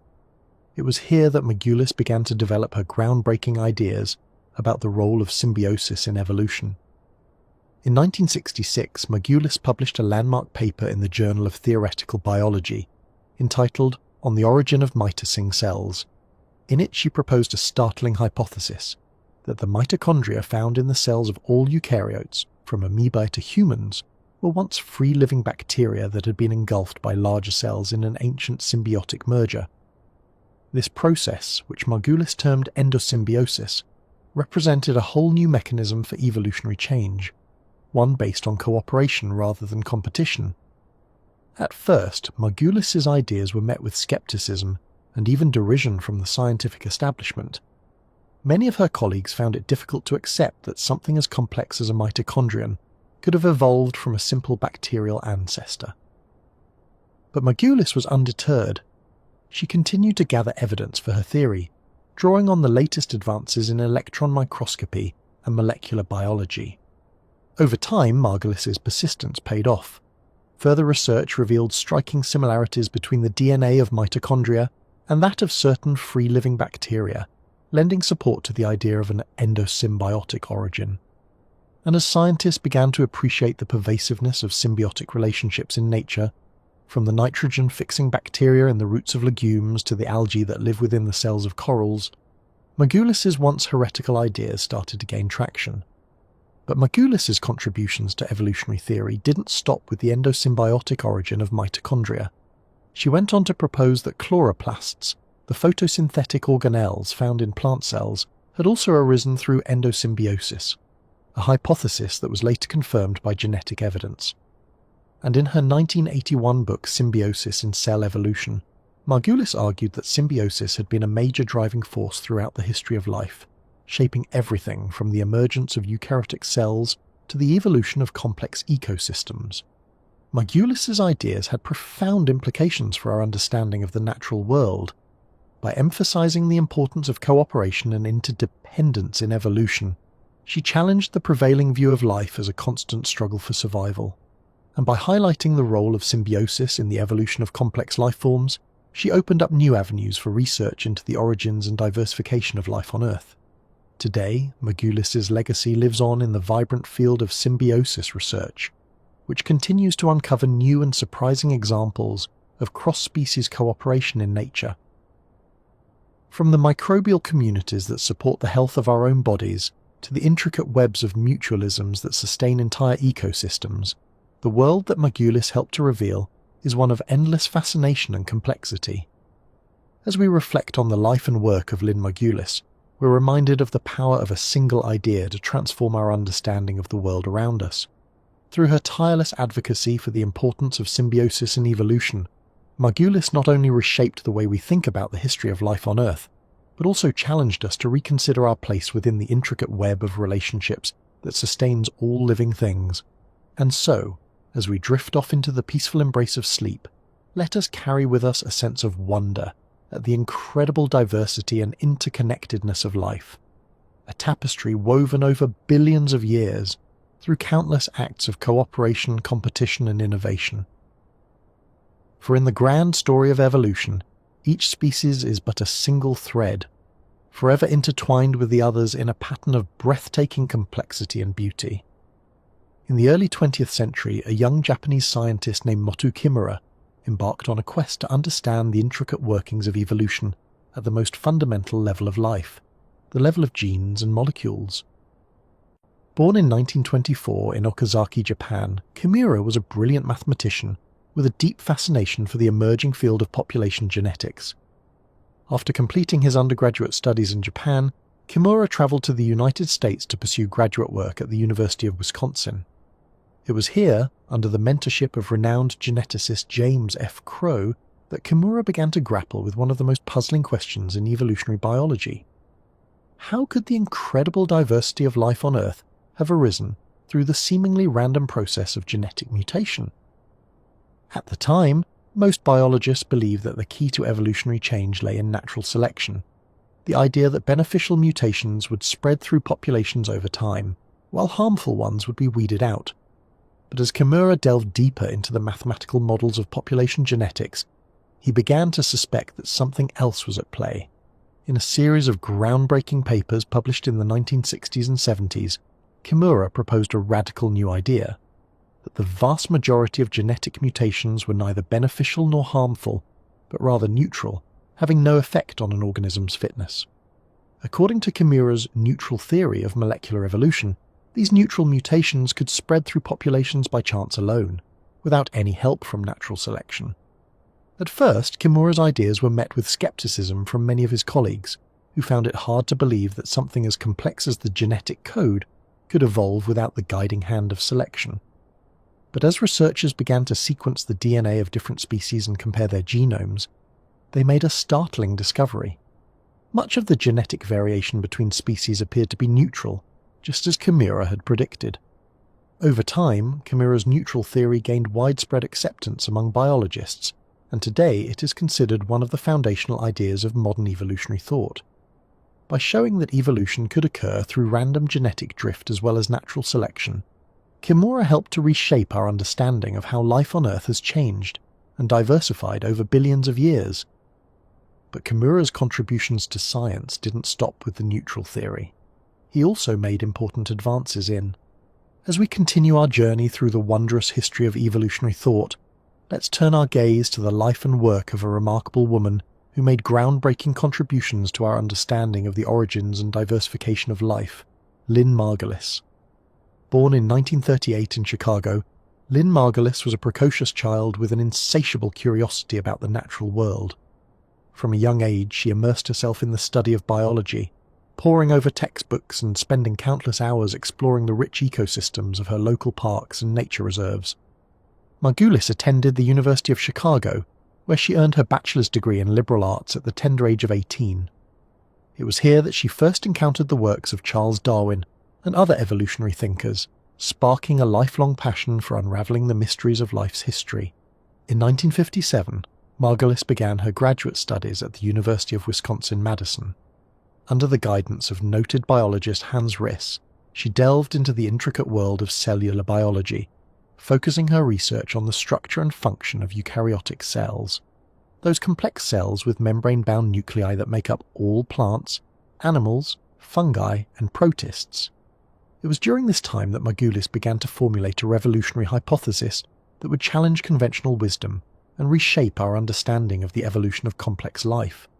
This idea, known as endosymbiotic theory, proposed that the organelles found within eukaryotic cells, such as mitochondria and chloroplasts, were once free-living bacterial cells that had been engulfed by larger cells in a process of symbiosis. According to Margulis, these engulfed bacteria were not simply digested as food, but instead survived within their host cells, establishing a mutually beneficial relationship. Over millions of years, the endosymbiotic bacteria became fully integrated into the host cell, losing their ability to live independently and evolving into the specialized organelles we observe today. This idea was met with skepticism and even ridicule from much of the scientific establishment when Margulis first proposed it in the late 1960s. At the time, the prevailing view held that the complex features of eukaryotic cells had evolved gradually through a process of step-by-step natural selection, rather than through the merger of once separate organisms. But Margulis was undeterred by the criticism. With a tenacity and conviction that would become her hallmark, she set out to gather evidence to support her hypothesis. Over the next several decades, Margulis tirelessly researched the structure, function, and genetic makeup of eukaryotic organelles, building a compelling case for their endosymbiotic origins. She noted striking similarities between the DNA, ribosomes, and membranes of mitochondria, and chloroplasts, and those of certain free-living bacteria. She pointed out that these organelles replicated independently of the cell nucleus, much like bacteria do. And she argued that the establishment of endosymbiotic relationships was not a rare or isolated event, but a key driver of evolutionary innovation throughout the history of life. As evidence for endosymbiotic theory mounted, Margulis's ideas gradually gained traction within the scientific community. By the 1980s, her once controversial hypothesis had become widely accepted as a cornerstone of our understanding of eukaryotic evolution. But Margulis's contributions to evolutionary biology extend far beyond endosymbiotic theory. Throughout her career, she was a passionate advocate for a holistic, systems-level approach to understanding life and its evolution. Margulis argued that evolution was not solely a matter of competition and survival of the fittest, but also a story of cooperation, symbiosis, and the integration of once separate lineages. She proposed that many of the major transitions in the history of life, from the origin of eukaryotic cells to the emergence of multicellular organisms, were made possible by the establishment of new symbiotic relationships. This emphasis on the role of symbiosis and cooperation in evolution was a radical departure from the more individualistic, competition-focused narratives that had long dominated evolutionary thinking. Margulis's work helped to shift the focus of evolutionary biology towards the complex webs of interaction and interdependence that characterize living systems at all scales. In addition to her scientific research, Margulis was a dedicated educator and communicator of science. She taught at various universities throughout her career, inspiring generations of students with her infectious enthusiasm for biology and her bold, unconventional ideas.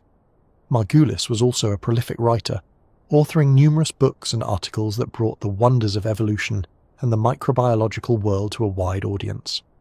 Her 1986 book, Microcosmos, co-authored with her son Dorian Sagan, was a bestseller that introduced readers to the astonishing diversity and importance of microbial life. Throughout her life, Margulis remained a fierce intellect and a force to be reckoned with in the world of evolutionary biology. Her work challenged long-held assumptions, sparked new lines of inquiry, and helped to paint a richer, more complex picture of life's history. When Lynn Margulis passed away in 2011 at the age of 73, she left behind an indelible legacy as one of the most innovative and influential thinkers in the history of biology. Her endosymbiotic theory had become a cornerstone of our understanding of eukaryotic evolution, and her emphasis on the role of symbiosis and cooperation in the history of life had helped to transform the way we think about the evolutionary process. Today, Margulis's ideas continue to shape the field of evolutionary biology, inspiring new generations of researchers to explore the complex webs of interaction and interdependence that have given rise to the astonishing diversity of life on Earth. As we reflect on the life and work of Lynn Margulis, we're reminded that the story of evolution is not just a tale of competition and struggle, but also one of cooperation, symbiosis, and the coming together of once separate lineages to create something new and wondrous. In the grand tapestry of life's history, every thread is interwoven with countless others, each one essential to the overall pattern, and it is through the tireless work of visionaries like Lynn Margulis that we are able to glimpse the breathtaking intricacy and beauty of that tapestry, woven over billions of years of evolutionary time. So as we drift off into peaceful slumber, let us carry with us a sense of wonder at the magnificent complexity of the living world, and a deep appreciation for the bold and brilliant minds like Margulis, who have helped us to unravel its secrets. For in the story of evolution, each discovery is but another chapter in an endlessly unfolding tale, a tale that connects us all, from the tiniest microbe to the mightiest mammal, in one vast, breathtaking web of life. As the soothing voice of the narrator fades into the night, we are left with a profound sense of our place in the grand evolutionary drama, and a renewed appreciation for the countless threads of symbiosis, cooperation, and interdependence that have woven the living world into the magnificent tapestry we see today.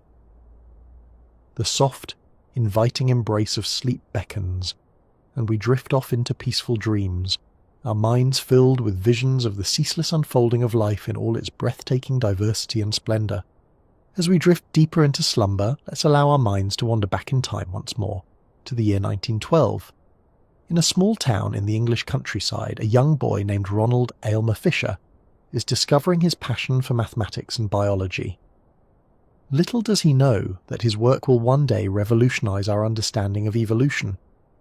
Fisher grows up in a time of great scientific progress, as researchers begin to unravel the mysteries of heredity and variation. He excels in his studies, earning a scholarship to Cambridge University, where he delves into the cutting-edge field of statistics. In 1918, Fisher publishes a groundbreaking paper titled The Correlation Between Relatives on the Supposition of Mendelian Inheritance. In it, he demonstrates how Gregor Mendel's laws of inheritance can be combined with statistical methods to predict the distribution of traits in populations over generations. This work lays the foundation for population genetics, a key component of the modern synthesis of evolutionary biology. Throughout the 1920s and 30s, Fisher continues to make seminal contributions to genetics and evolution. He introduces the concept of fitness, defining it as the average reproductive success of individuals with a particular genetic variant. He also develops the fundamental theorem of natural selection, which states that the rate of increase in fitness of any organism at any time is equal to its genetic variance in fitness at that time. This theorem provides a mathematical basis for the process of adaptation by natural selection. Fisher's work is complemented by that of other pioneering population geneticists, such as J.B.S. Haldane and Sewell Wright. Haldane, a brilliant British polymath, applies mathematical models to real-world examples of natural selection, such as the spread of industrial melanism in peppered moths. Wright, an American biologist, introduces the concept of genetic drift, showing how chance fluctuations in gene frequencies can shape the evolution of small populations. Together, Fisher, Haldane and Wright form the intellectual core of the modern synthesis, a grand unification of Darwin's theory of evolution by natural selection with Mendelian genetics, population biology, and other fields. Their work transforms evolution from a largely descriptive science into a rigorous quantitative framework for understanding how life changes over time.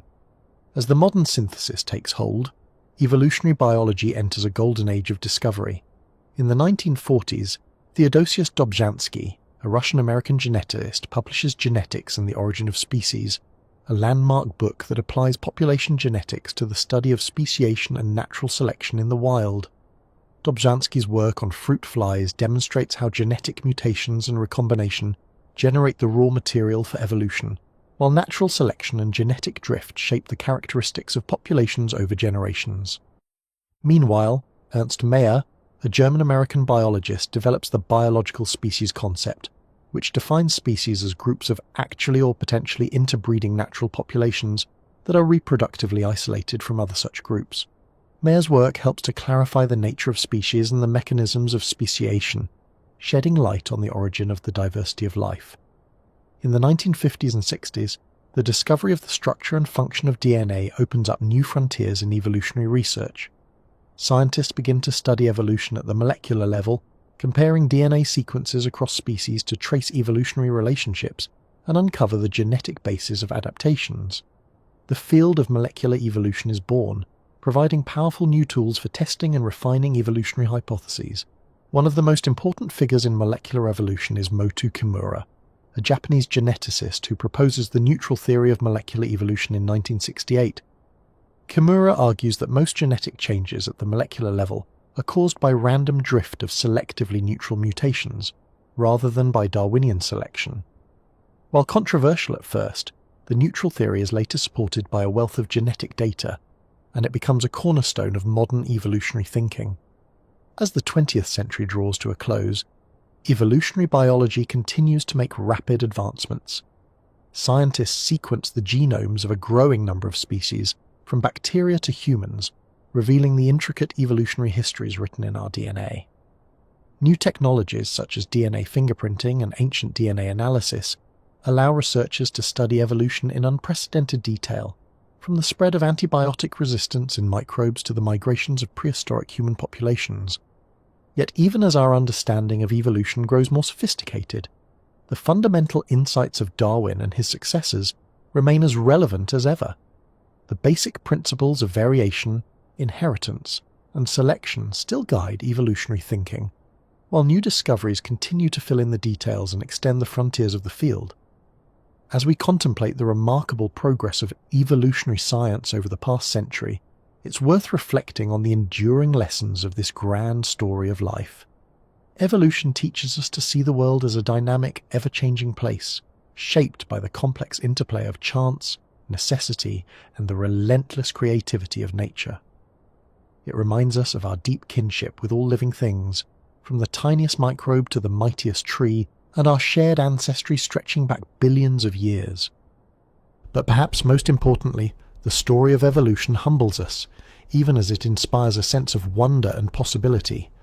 For in the grand scheme of life, we are but a recent twig on an ancient tree, blessed with the capacity to ponder our origins and marvel at the magnificent tapestry of nature.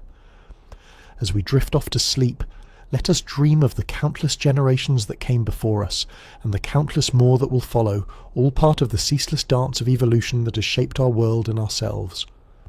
And so, as the soothing voice of the narrator fades into the night, we are left with a profound sense of connection to the great unfolding story of life, a story that began long before us and will continue long after we are gone, written in the universal language of genes and the timeless rhythms of nature.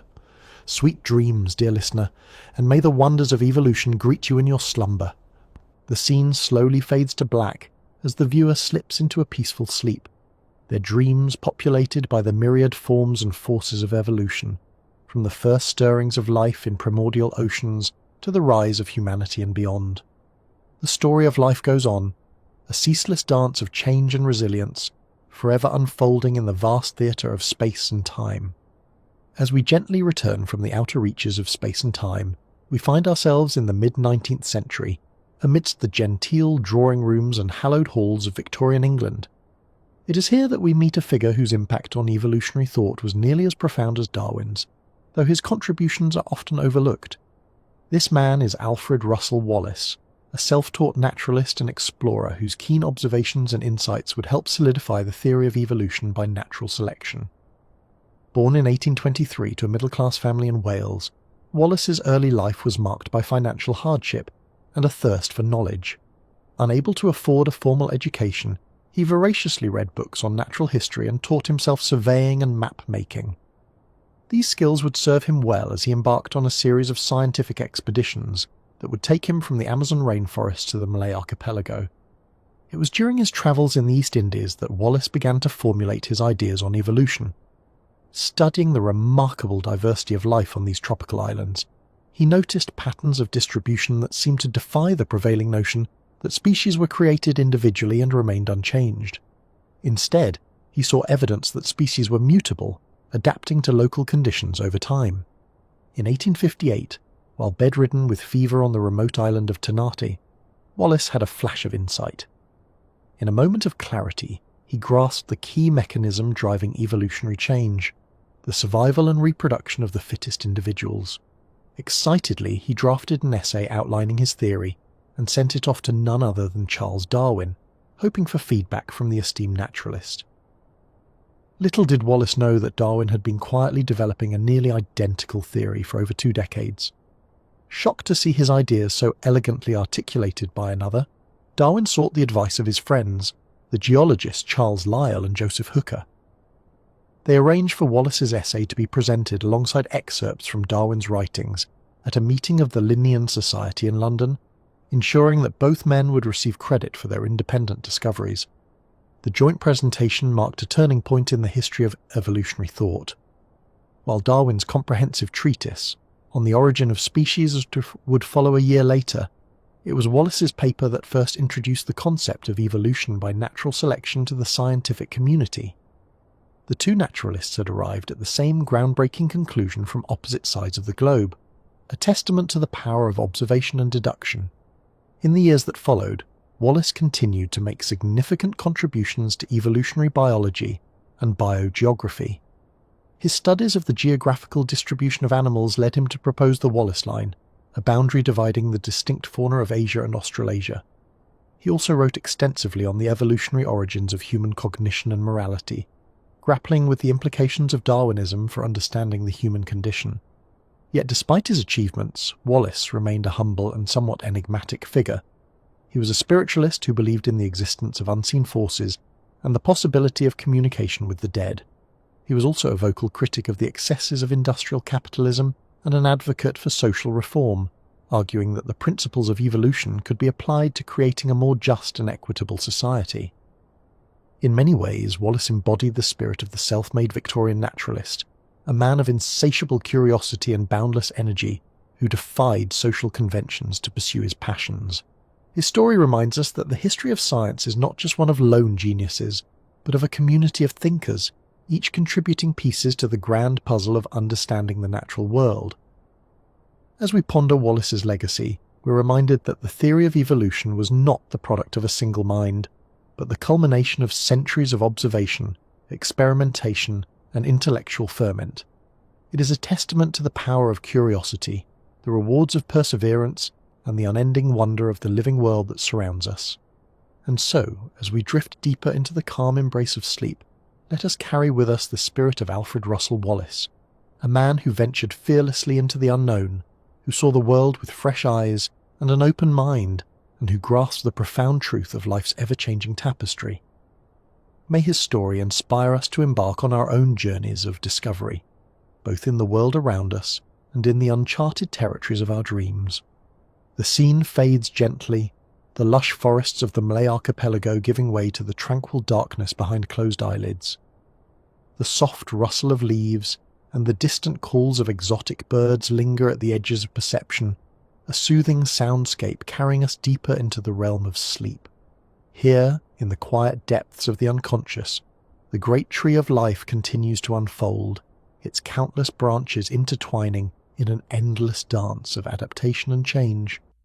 As we contemplate the grand story of life on Earth, we find ourselves returning to the humble beginnings of evolutionary thought. Long before Darwin, long before modern genetics and molecular biology, there were thinkers who dared to imagine a world in flux, a living tapestry woven by the threads of time and change. One such visionary was Pierre-Louis Maupertuis, a French mathematician, philosopher, and man of letters who lived during the Enlightenment of the 1700s. Maupertuis was a true polymath, equally at home in the realms of science, philosophy, and literature, but it was his ideas about the natural world that would prove most enduring. In 1751, Maupertuis published a treatise called The System of Nature, in which he proposed a theory of heredity and evolutionary change that was remarkably prescient for its time. Maupertuis suggested that tiny particles he called seeds were responsible for the transmission of traits from parents to offspring. He believed that these seeds could be altered by the environment, leading to changes in the characteristics of organisms over generations. Maupertuis also introduced the concept of survival of the fittest, arguing that creatures with advantageous traits would outlive and outbreed their less well-adapted counterparts. He even speculated that all living things may have arisen from a single primordial form through a process of gradual modification. While Maupertuis' ideas were speculative and lacked the rigorous evidence that Darwin would later provide, they represented a bold new way of thinking about the living world. In a time when most naturalists believed in the fixity of species, Maupertuis dared to imagine a dynamic, ever-changing tapestry of life. Another early evolutionary thinker was Denis Diderot, a prominent figure of the French Enlightenment known for his wit, his encyclopedic knowledge, and his radical philosophical views. Diderot was a contemporary and friend of Maupertuis, and like him, he was fascinated by the question of how life on Earth had come to be. In his 1769 work D'Alembert's Dream, Diderot put forth a materialist view of life, suggesting that all living things were the product of the complex organization of matter. He proposed that life had emerged from non-living substances through a process of self-organization and gradual complexification. Diderot also hinted at the idea of evolutionary change, writing that the world of the cephalopod might well have been the primitive world, and in the succession of generations the ancient world may have produced the present one, just as the present world may one day produce the future one. While Diderot's ideas about evolution were more philosophical than scientific, they reflected a growing sense among Enlightenment thinkers that the living world was not static and unchanging, but rather the product of a long and dynamic history. As the 18th century gave way to the 19th, the stage was set for a revolution in our understanding of life on Earth. But it would take the tireless work of many scientists, collectors, explorers and thinkers to piece together the complex puzzle of evolution. One such figure was Georges Cuvier, a French zoologist and paleontologist who made pioneering contributions to the fields of comparative anatomy and paleontology. Cuvier was a meticulous observer of the natural world, and his studies of living and fossil organisms led him to propose the concept of catastrophism, the idea that Earth's history had been punctuated by sudden, catastrophic events that wiped out entire groups of species. While Cuvier did not believe in evolution, his work laid important foundations for the field of paleontology and the study of Earth's history. His careful observations of the anatomy of living and fossil organisms revealed patterns of similarity and difference that would later be interpreted as evidence of common descent. Another key figure in the early history of evolutionary thought was Étienne Geoffroy Saint-Hilaire, a French naturalist who developed a theory of transformism, the idea that species could transform into new species over time.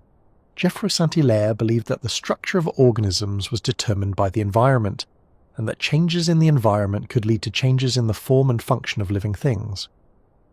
In 1830, Geoffroy Saint-Hilaire engaged in a famous debate with Cuvier over the question of whether the structure of organisms was fixed and immutable, or whether it could be transformed by environmental influences. While Cuvier emerged victorious in the eyes of most of their contemporaries, Geoffroy Saint-Hilaire's ideas would later be seen as an important precursor to evolutionary theory. As the 19th century progressed, the pace of discovery in the natural sciences accelerated rapidly. Explorers and naturalists ventured to the far corners of the Earth, collecting specimens and observations that would revolutionize our understanding of the living world. One of the most important of these explorers was Alexander von Humboldt, a Prussian polymath who made extensive travels in Latin America and Asia. Humboldt was a keen observer of nature, and his detailed records of the plants, animals, and geography of the regions he visited provided a wealth of new information about the diversity of life on Earth. Humboldt was also one of the first scientists to recognize the interconnectedness of living things and their environment. He proposed the concept of the web of life, suggesting that all organisms were linked together in complex networks of interaction and interdependence. Humboldt's work would have a profound influence on many later scientists, including Charles Darwin, who would draw on Humboldt's observations and ideas in developing his theory of evolution by natural selection. As the 19th century reached its midpoint, the stage was set for a revolution in our understanding of the living world. The tireless work of countless scientists, explorers and thinkers had revealed the incredible diversity and complexity of life on Earth, and hinted at the processes that might have given rise to it. But it would take the genius of Charles Darwin to synthesize these disparate threads into a coherent theory of evolution, one that would forever change our understanding of our place in the grand story of a life on Earth. Darwin's theory was a triumph of science and reason, but it was also a profoundly human achievement. It emerged from the curiosity, the passion, and the tireless dedication of countless individuals who dared to ask the big questions about the nature of life and the history of our world. As we drift off to sleep, let us dream of those intrepid explorers and visionary thinkers who paved the way for Darwin's great discovery. Let us imagine ourselves walking in their footsteps, observing the wonders of nature with fresh eyes and open minds. And let us remember that the story of evolution is still being written, with each new discovery and insight adding to the rich tapestry of life on Earth. It is a story in which we all share a part, a grand adventure that connects us to the countless generations of living things that have come before us, and to the countless more that will follow. So as we surrender to the embrace of sleep, let us carry with us a sense of wonder and connection to the great unfolding story of life, and let us dream of the endless forms most beautiful that evolution has brought into being, and of the endless possibilities that lie ahead. And as we bring our journey through the history of evolutionary thought to a close, I invite you to like this video and subscribe to the channel for more soothing bedtime stories to help you drift off into peaceful slumber each night. Until next time, sweet dreams and pleasant evolutionary imaginings. Gentle audio fade.